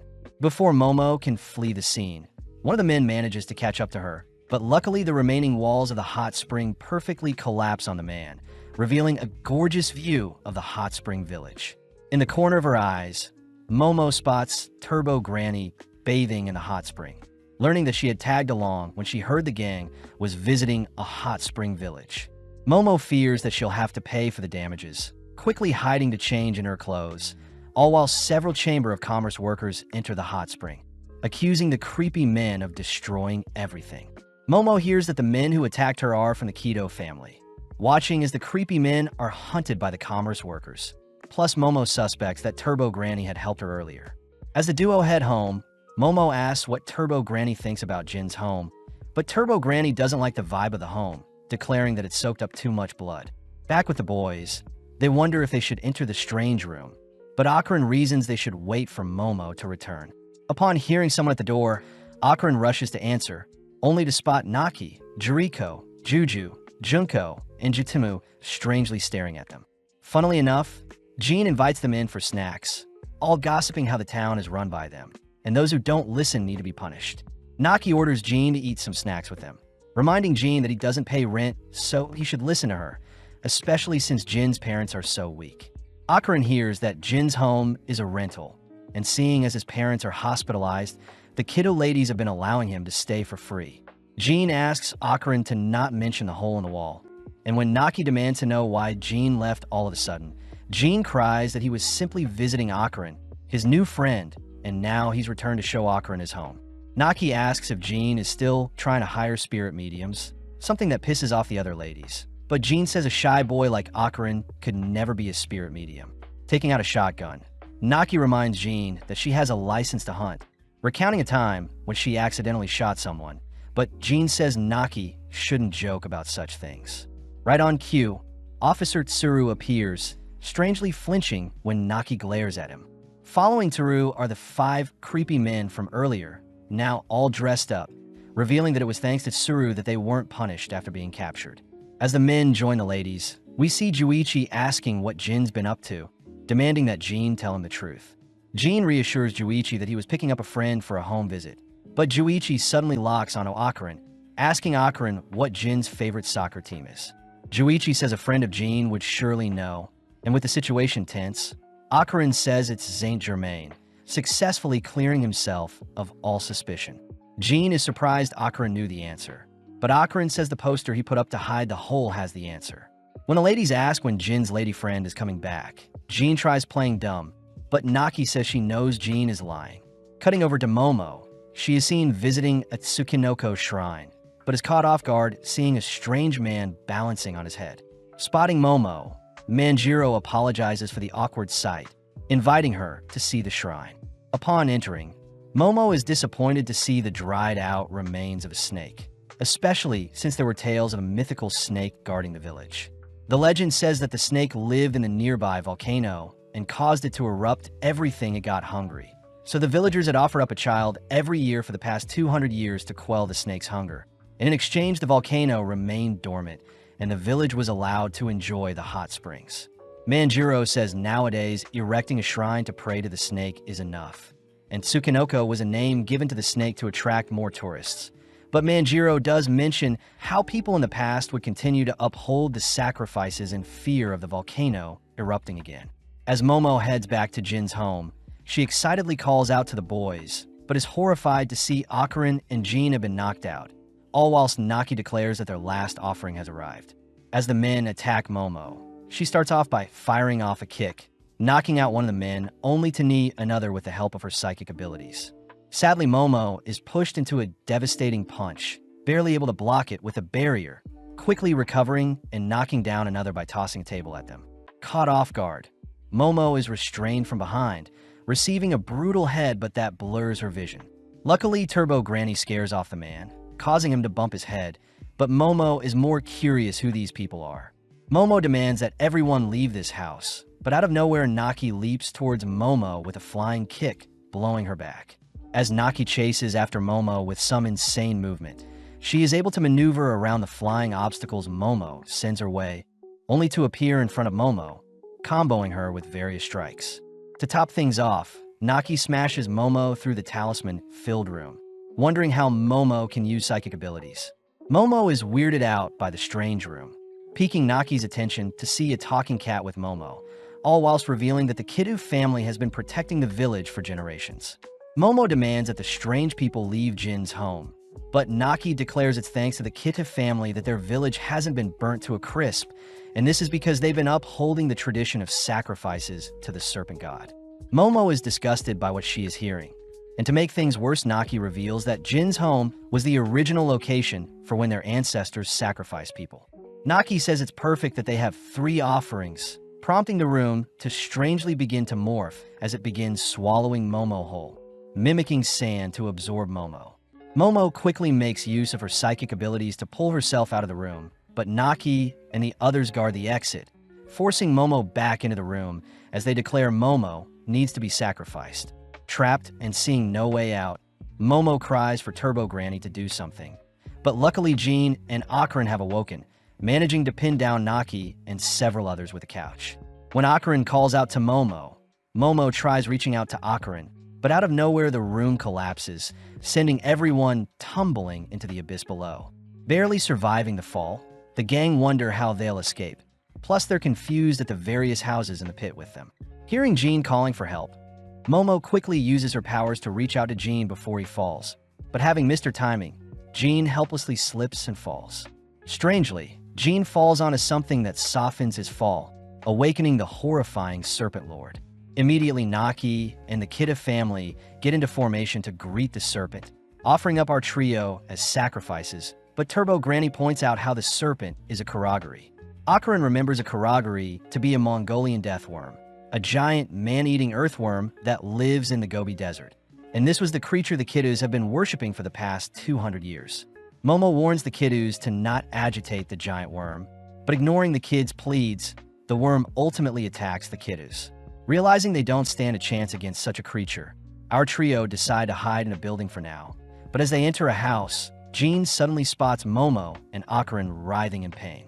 At that moment, Akaran begins to transform, unable to hold back his instincts as he crawls towards Jean. With Akaran all over him, Jean uses all his strength to wrestle Akaran off him, even tanking a slap as he watches Akaran continue to cry out in pain. Throwing Akaran around, Jean manages to stop Akaran from hurting himself, suddenly spotting the ground below him begin to rumble. Picking up Momo and Akaran, Jean manages to move them aside as the worm launches through the house, giving Jean an idea as he sees the worm is reacting to the vibrations in the house and not their voices. Jean is forced to stop Akaran from hurting himself once more, and as Akaran begs for someone to end his suffering, Jean suddenly remembers the moment when he found his parents attempting to hang themselves, with the last words also begging for their lives to be taken. Jean wonders what could be causing such a visceral reaction, suddenly watching as Momo plunges a glass shard into her belly, but luckily Turbo Granny is stabbed instead. Turbo Granny instructs Jean to tie Akaran up, following up by restraining Momo, only to hear from Turbo Granny that the worm is emitting psychic waves that force people to take their own lives. Jean wonders why he isn't being affected, but before Turbo Granny can explain, Momo tries filing glass shards at herself, forcing Jean to leap in the way of the projectiles. Flung into another room, Jean helplessly glances up at the worm, staring off into the eye of the storm. Jean notices Momo trying to injure herself once more, stealing his resolve as he reacts fast enough to tank the glass shard, only to hoist everyone onto his shoulders. As Jean rushes through the home, he evades the worm's advances, all whilst descending through the house. Making it out of the house and onto some footing, Jean accidentally trips down some stairs, pissed at himself for being so weak. Seeing Akaran and Momo prepare to jump, Jean rushes to secure them, only to notice the worm towering over them. As the worm creeps ever so close to Jean, a strange entity makes their presence known, suddenly appearing before the worm. Seeing the strangely slouched entity, Jean says he recognizes it, surprised to see that Akaran and Momo are back to their senses. The trio wonder what the creature is before them, suddenly weirded out when the creature dislocates its head to face them, but Turbo Granny cries for the trio to not look at Evil Eye. Turbo Granny says Evil Eye can make anyone go insane and want to harm themselves with a single gaze, the same ability as the worm's psychic waves, and it seems Evil Eye and the worm are canceling each other out. Seeing an opening, Akarin transforms and goes full throttle, instantly decapitating the worm's head, but it manages to sprout another head. As the worm chases after the gang, we see Evil Eye floating alongside Jean, suddenly taking the chance to force Jean to lock eyes with it. Flashing back, we see a few kids dancing and playing together, all whilst a pale kid with purple eyes watches from behind bars. In the coming days, the white-haired kid would mimic the other kids' dances, ultimately collapsing as he became more malnourished. It's revealed that the white-haired kid was actually one of the human sacrifices that were fed to the serpent by the Kiddu family, ultimately tied up and burnt to a crisp, but his final wish being to someday play with other kids. Not too long after, the kid was given a second chance at life, weirdly appearing before families, but only the children of the family could see him. After every encounter, the parents of the child would pass away, something that would happen regularly. When the kid had tried to calm the children with the dancing he had learnt, strange vibrations would occur from beneath him, and there was nothing he could do as the parents took their lives regardless. In one specific case, the white-haired kid had learnt that the Kiddu family would go as far as to tie up the children and bury them alongside their homes as sacrifices, all whilst the white-haired kid watched on helplessly. Seeing the helpless children unable to escape their fates, the white-haired kid eventually grew to despise the Kiddu family, taking on the name Evil Eye. But in the present, Evil Eye attempts to take over Jin's body. Luckily, Momo snaps Jin back to reality, attempting to pull Evil Eye off him, all whilst Akarin keeps the worm busy. Jin cries that Evil Eye isn't a bad person, suddenly rushing deeper and deeper into the pit, crying that he'll set the boy free. Passing by ancient-looking homes, Jin reaches the bottom of the pit only to open up the doors, sealing Evil Eye's corpse.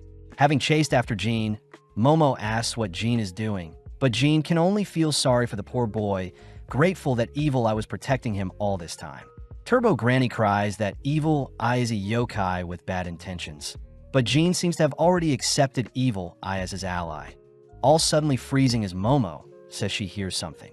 From above the pit, we see the worm suddenly infuse itself with electricity, managing to electrocute Momo and Jin only to begin drowning our duo in a strange substance that has been produced from the worm's mouth.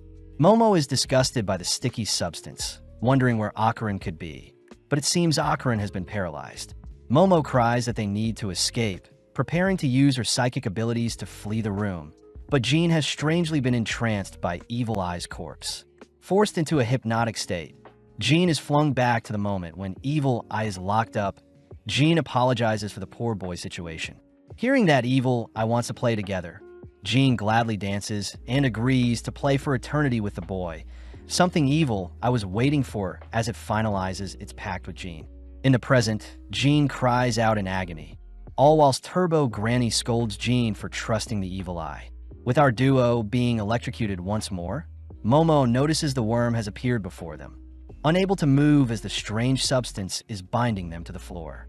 Seeing as Jin is unconscious, Momo helplessly watches as the worm dives towards them, but out of nowhere, Jin throws out a devastating punch that knocks the worm back.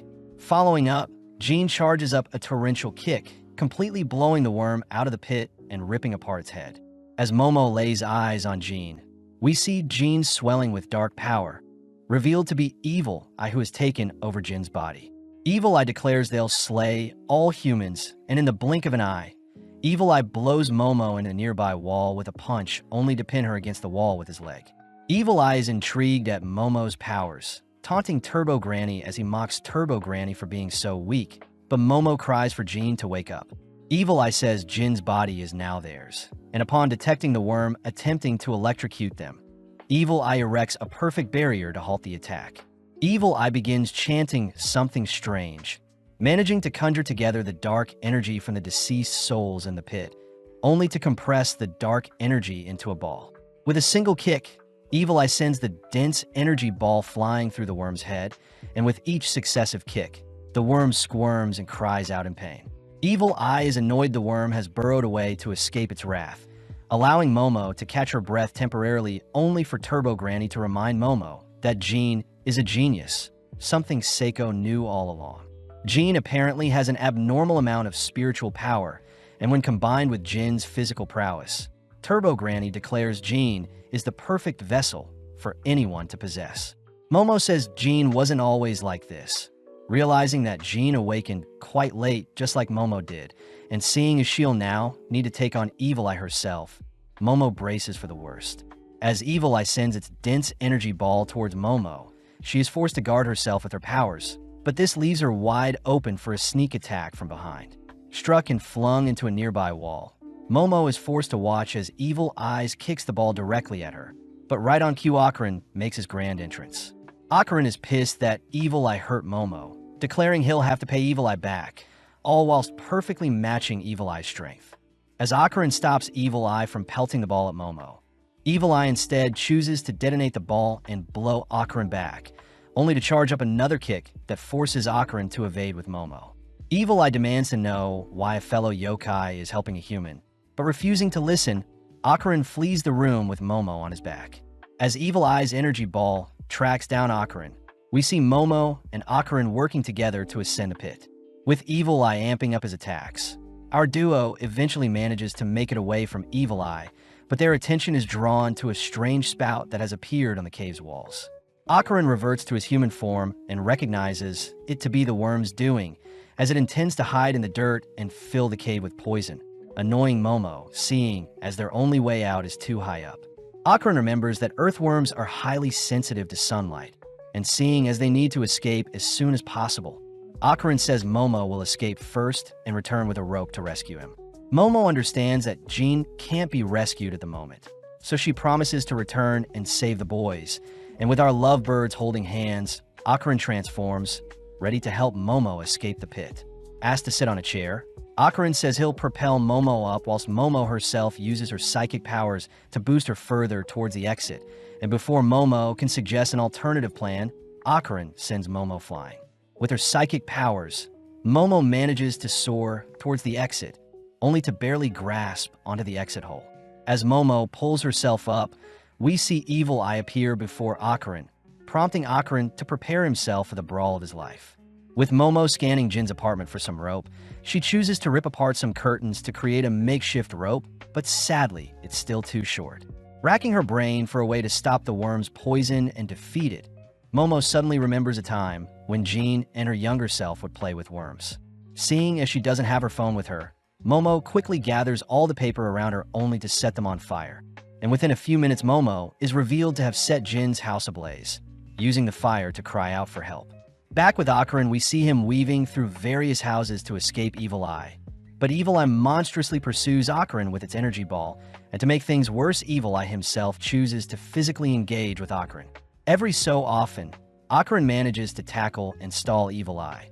But as the fight draws on, Evil Eye succeeds in pummeling Ocarin with his energy ball, forcing Ocarin to remain on the defensive.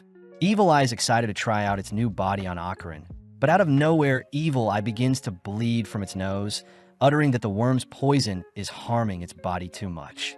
Needing to end their brawl quickly, Evil Eye sends its energy ball after Ocarin, and before it collides with Ocarin, Evil Eye converts the ball into a mini house that cages Ocarin in place. As Ocarin desperately tries breaking free, he suddenly hears the cries of the souls that have been used to create the walls of the cage he is in, ultimately allowing Evil Eye to slowly approach Ocarin, and it seems Ocarin has nowhere else to run. Although Ocarin manages to slip one of Evil Eye's punches, Evil Eye lands a devastating knee, followed by a flurry of attacks that grind and pound Ocarin to the nearby wall.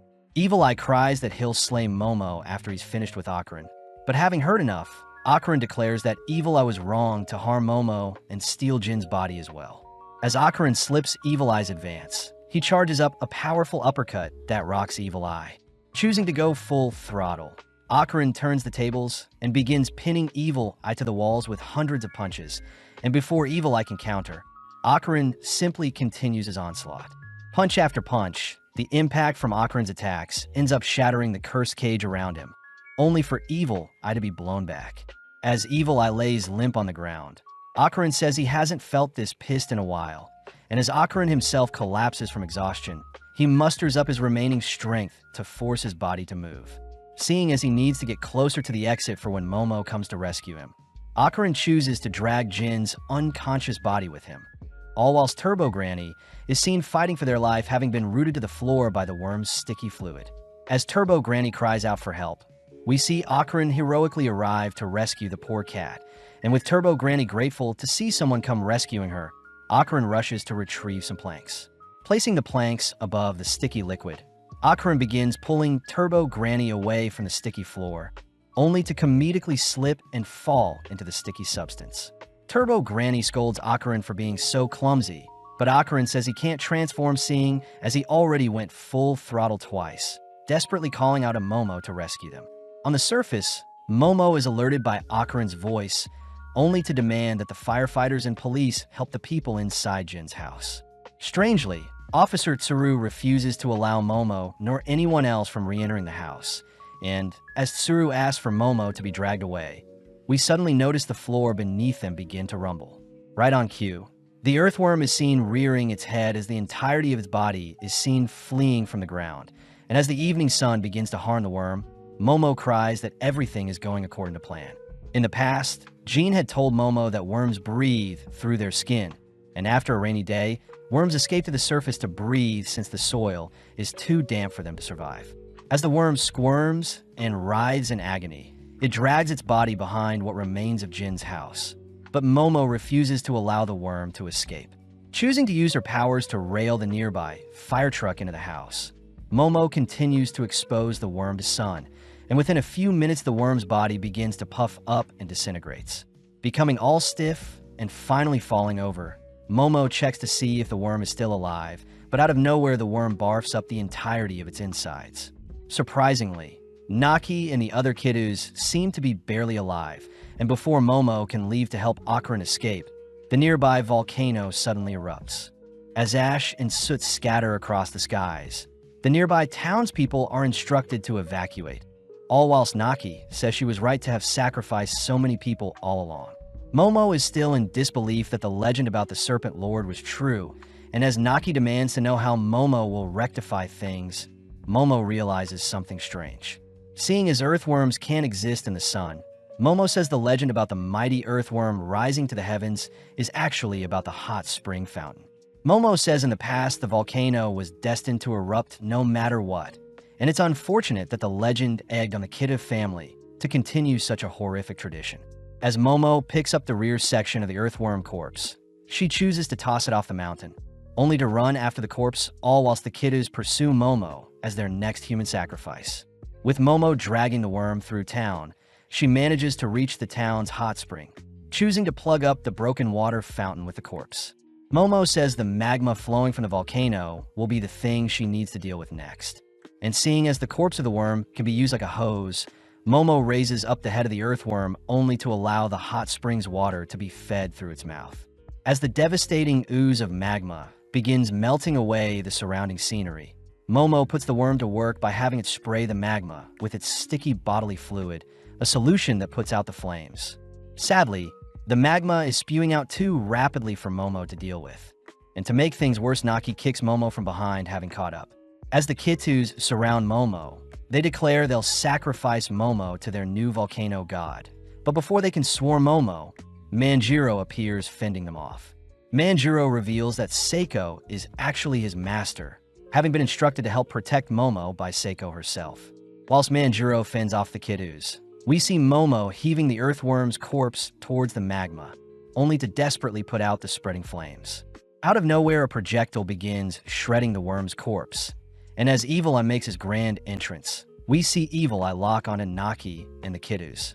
Naki breaks one of her arms to parry Evil Eye's kick, but before Evil Eye can put Naki down, Momo rescues Naki by pulling her to safety with her powers. Up next, Manjiro tries exchanging with Evil Eye, but the yokai's sheer strength forces Momo to drag Manjiro away, all whilst Momo demands to know where Akron is.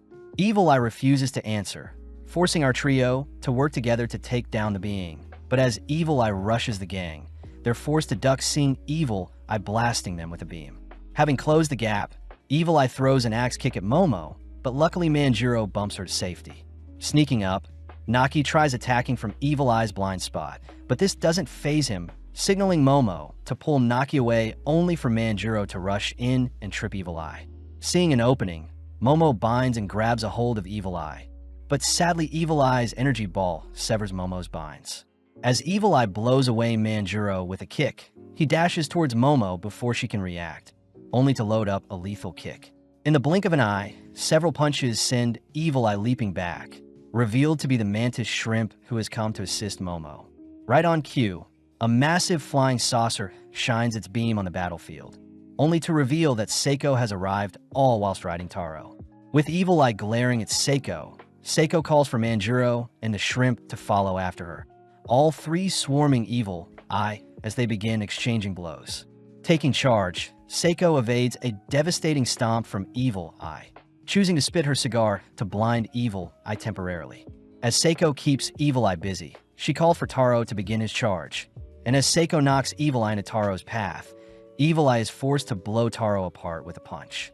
Having purposely planted a talisman inside Taro, Manjuro is tasked with performing a ritual that begins reassembling Taro around Evil Eye, and within a few seconds, Taro has been put back together, all whilst Evil Eye has been captured. Seeing as things have been wrapped up, we see the mantis shrimp's child, Chiquitita, helping to put out the flames with the worm's corpse. Off to the side, we see Seiko scolding Manjuro for not helping Momo sooner, but Manjuro asks to be praised for a job well done. Cutting over to Momo, we see her running alongside the mantis shrimp back to Jin's home, and with the mantis shrimp's help, they break a hole back into the earthworm's pit. Upon seeing that magma has completely filled in the pit, Momo holds back her tears as she blames herself for leaving Akaran behind. But refusing to give up, Momo asks for Chiquitita to place the worm in the pit so she can search for Akaran. The mantis shrimp cries that it's too dangerous to enter into the fiery pit, and as the mantis shrimp holds Momo back from doing anything reckless, we see Chiquitita levitate the magma out of the pit with its spaceship beam. As the gang put out the hot, searing magma, Momo rushes to pull apart the thick ball before her, only to be relieved to see Akaran cradling Turbo Granny in his arms. Akaran is glad to see Momo, revealing that when he was trapped in the pit with Turbo Granny, it was ultimately the combination of the collapsing housing and the worm's mucus that created a protective barrier around them, ultimately preventing any magma from reaching them. Akaran asks where Evil Eye is, apologizing since he wasn't able to hold him off long enough. But as Akaran trips on a Momo, he reflexively backs away. Surprisingly, Momo leans in and embraces Akaran, apologizing herself, seeing as she wasn't able to help rescue Akaran sooner. Returning to Seiko's home, we see Seiko take charge and rally the gang to help perform a cleansing ritual on Jean, an event that doesn't end up freeing Jean.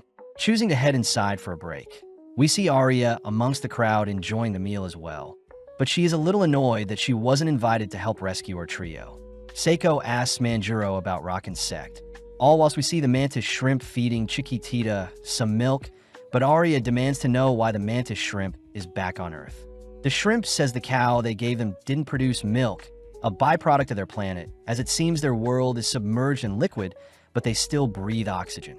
The mantis shrimp says it would be better if he lived on Earth, something Arya isn't opposed to as she adores Chiquitita. But suddenly the gang overhear Seiko mentioning how they'll need some outside help to free Jean from Evil Eye's grasp. Seiko says Jean will have to live inside of Taru until they can free him. And as Taru tries tasting some of the hot food, we suddenly hear Jean cry out in pain, something that attracts the gang's attention. Seiko utters that evil spirits can steal the voices of those they possess to trick people, asking for everyone to be on guard as Taru opens his face, and surprisingly Jean has regained control of his body. Wanting to test out something, Seiko retrieves some cold water and splashes it on Jean, only to see that Evil Eye has returned. When Seiko douses Evil Eye with some hot water, we see Jean is able to retake his body, a predicament that annoys the gang. Taru is a little concerned since he won't be able to see Hannah whilst Jean is inside of him. But Seiko takes the chance to apologize to our trio, uttering that she didn't expect Evil Eye to be the one causing issues for Jean. Turbo Granny mocks the humans for being so pathetic, especially since Evil Eye is a mountain spirit, a being close to a god. Normally, such a powerful spirit would liquefy the humans they possess. But interestingly, Jin's high spirit power is keeping Evil Eye in check. But over time, Evil Eye will get used to Jin's body and run rampant. Seiko says they'll have people watch over Jean until they figure something out. Plus, Jean is to stay in Kamigo City. Seiko does fear that they don't have much time until Evil Eye adapts to the seals they've placed on it, choosing to hand everyone some thermoses with hot water that they can splash onto Jean, only to warn Jean to avoid any sort of cold water in fear of reawakening Evil Eye. As the gang leave for the night, they hear the mantis shrimp is working on a dairy farm nearby, a convenient job that will help feed his family. Before the mantis shrimp leaves, he mentions how his name is Peeny Weeny, only to depart via beam through a spacecraft as he heads down the road to his new home. The next day, we see Manjuro driving everyone to visit Jin's parents who have been transferred to a hospital near their home. And as the gang get their hot water ready for any issues that may arise, we see Momo try to hold hands with Akaran in the backseat. Akaran is shy at first, but with some convincing, we see the lovebirds fiddling with each other's hands as they enter into a tunnel.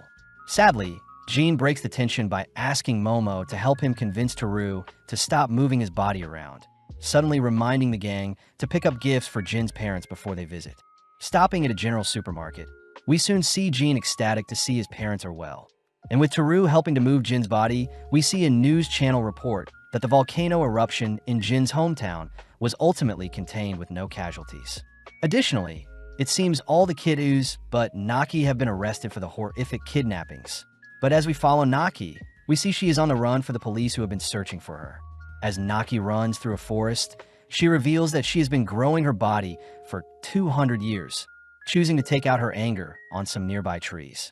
Overflowing with anger, Naki morbidly begins tearing away at her body, only to reveal herself to be a subterranean in disguise, marking Momo as her enemy. The next day, we see Momo warmly greet Akaran, and as our duo walk to school together, Akaran hears that they'll be performing a Hayashi ritual to help distract Evil Eye as they free Jean. Momo admits that they're having issues recruiting people to help with the Hayashi ritual, freaking Akaran out as he fears he'll have to fight Evil Eye again. But before Momo can ask Akaran something personal, we see Muko and Miko appear. Muko demands to know where Jean is, all whilst Miko asks if the duo knows anything about a UFO sighting near a volcano that erupted recently. As our duo feign ignorance, we see Akaran and the girls heading to school together, all whilst Momo complains about how Seiko won't buy her a phone. At school, we see Arya being shunned and ignored by her own friends, something she knew was bound to happen when she admitted spreading the false rumors about Momo. Before Arya can despair, we see Momo appear and invite her to join them for a chat, something that intrigues Arya's classmates.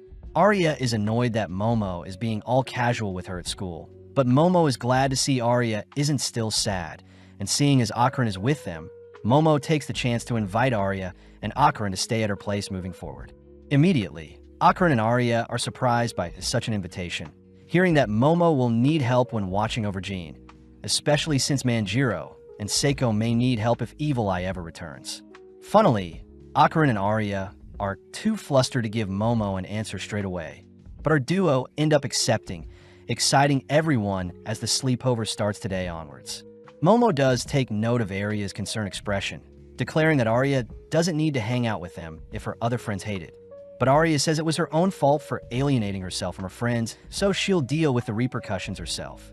Back at Seiko's place, we see the seal using Teru's body has begun to fade, and upon seeing one of her talismans darken before her, Seiko asks Teru to release the seal they've placed around Jean.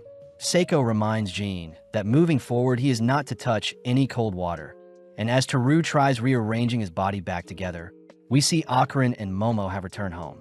Jean rushes to greet our duo, only for everyone to take note of Arya, who has arrived all fashionably dressed, prompting Jean to help her move her things in.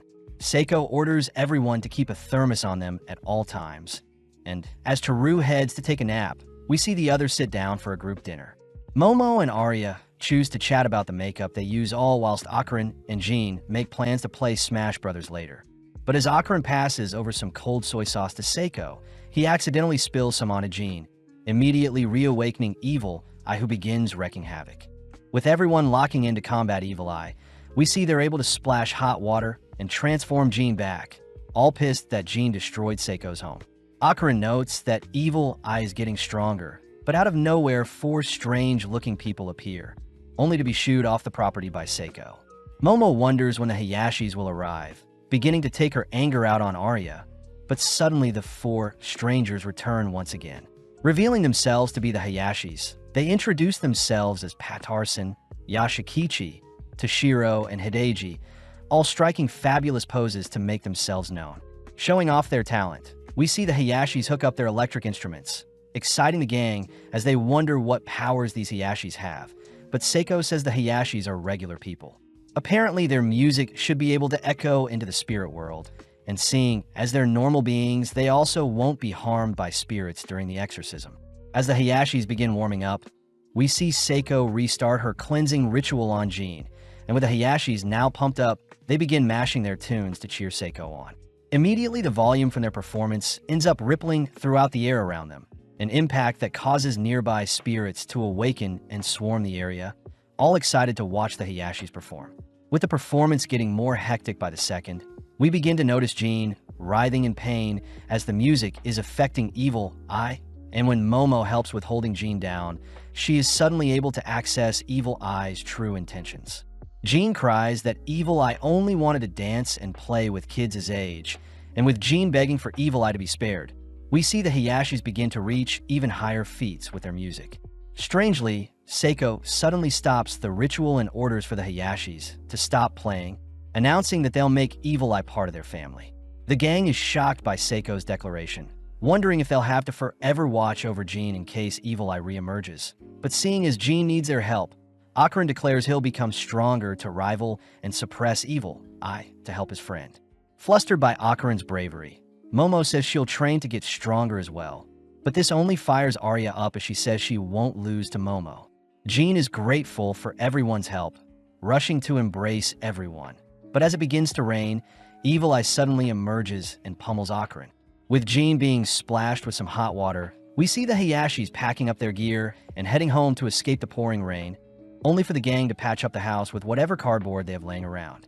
Inside, Seiko asks Jean to tense his core and picture a beam coming out from his head and fingers. Plus, Jean must remain still when pushed. To help Jean learn, Momo shows off her mastery of the technique. Something Seiko is impressed Momo had learnt, but Jean suddenly remembers that he would tease Momo for the same pose when they were younger. Seiko reminds Jean that his spiritual energy is very dense, so mastery over it, and his chi flow may also mean mastery over Evil Eye himself. And with Jean taking such advice to heart, we see him awaken later that night only to head to the bathroom. Seeing as Jean had left him, Akaran quickly follows after Jean just in case, even helping Jean warm up the tap water to avoid any accidents. Akaran and Jean confirm to Momo that they have things under wraps, and when they head back to their rooms, Akaran chooses to stitch back together their makeshift wall, all whilst Jean stands back. Jean says he is sorry for causing everyone so much trouble, but Akaran says when Turbo Granny had possessed him, both Momo and Seiko had helped him without question. Akaran had even tried repaying Seiko for her kindness, but Seiko had refused the money, instead asking Akaran to pay forward the kindness, something Akaran is doing now for Jean. The next day, we see Arya and Momo both still exhausted from the previous day, but Arya dragged herself out of bed in order to perform her usual skin routine before applying her normal makeup. At breakfast, Arya takes charge and ensures everyone is well fed, but Arya refuses to serve Momo. With the trio heading to school, we see Jean wishing them the best, but the girls simply continue to argue and bicker all the way to school. In class, Momo cries that she needs a part-time job, especially since they need to rebuild their home. But this makes Muko remember that Rowena says she may have a part-time job for Momo. Momo says she'll take the job, but her friends fear her bossy attitude will get her fired, something Momo says she'll deal with if it comes down to it. With Momo heading to meet with Rowena, we see Miko and Muko informing Akaran of Momo's new part-time job, and with the girls getting an idea, they choose to drag Akaran on a date with them, seeing as Momo is gone.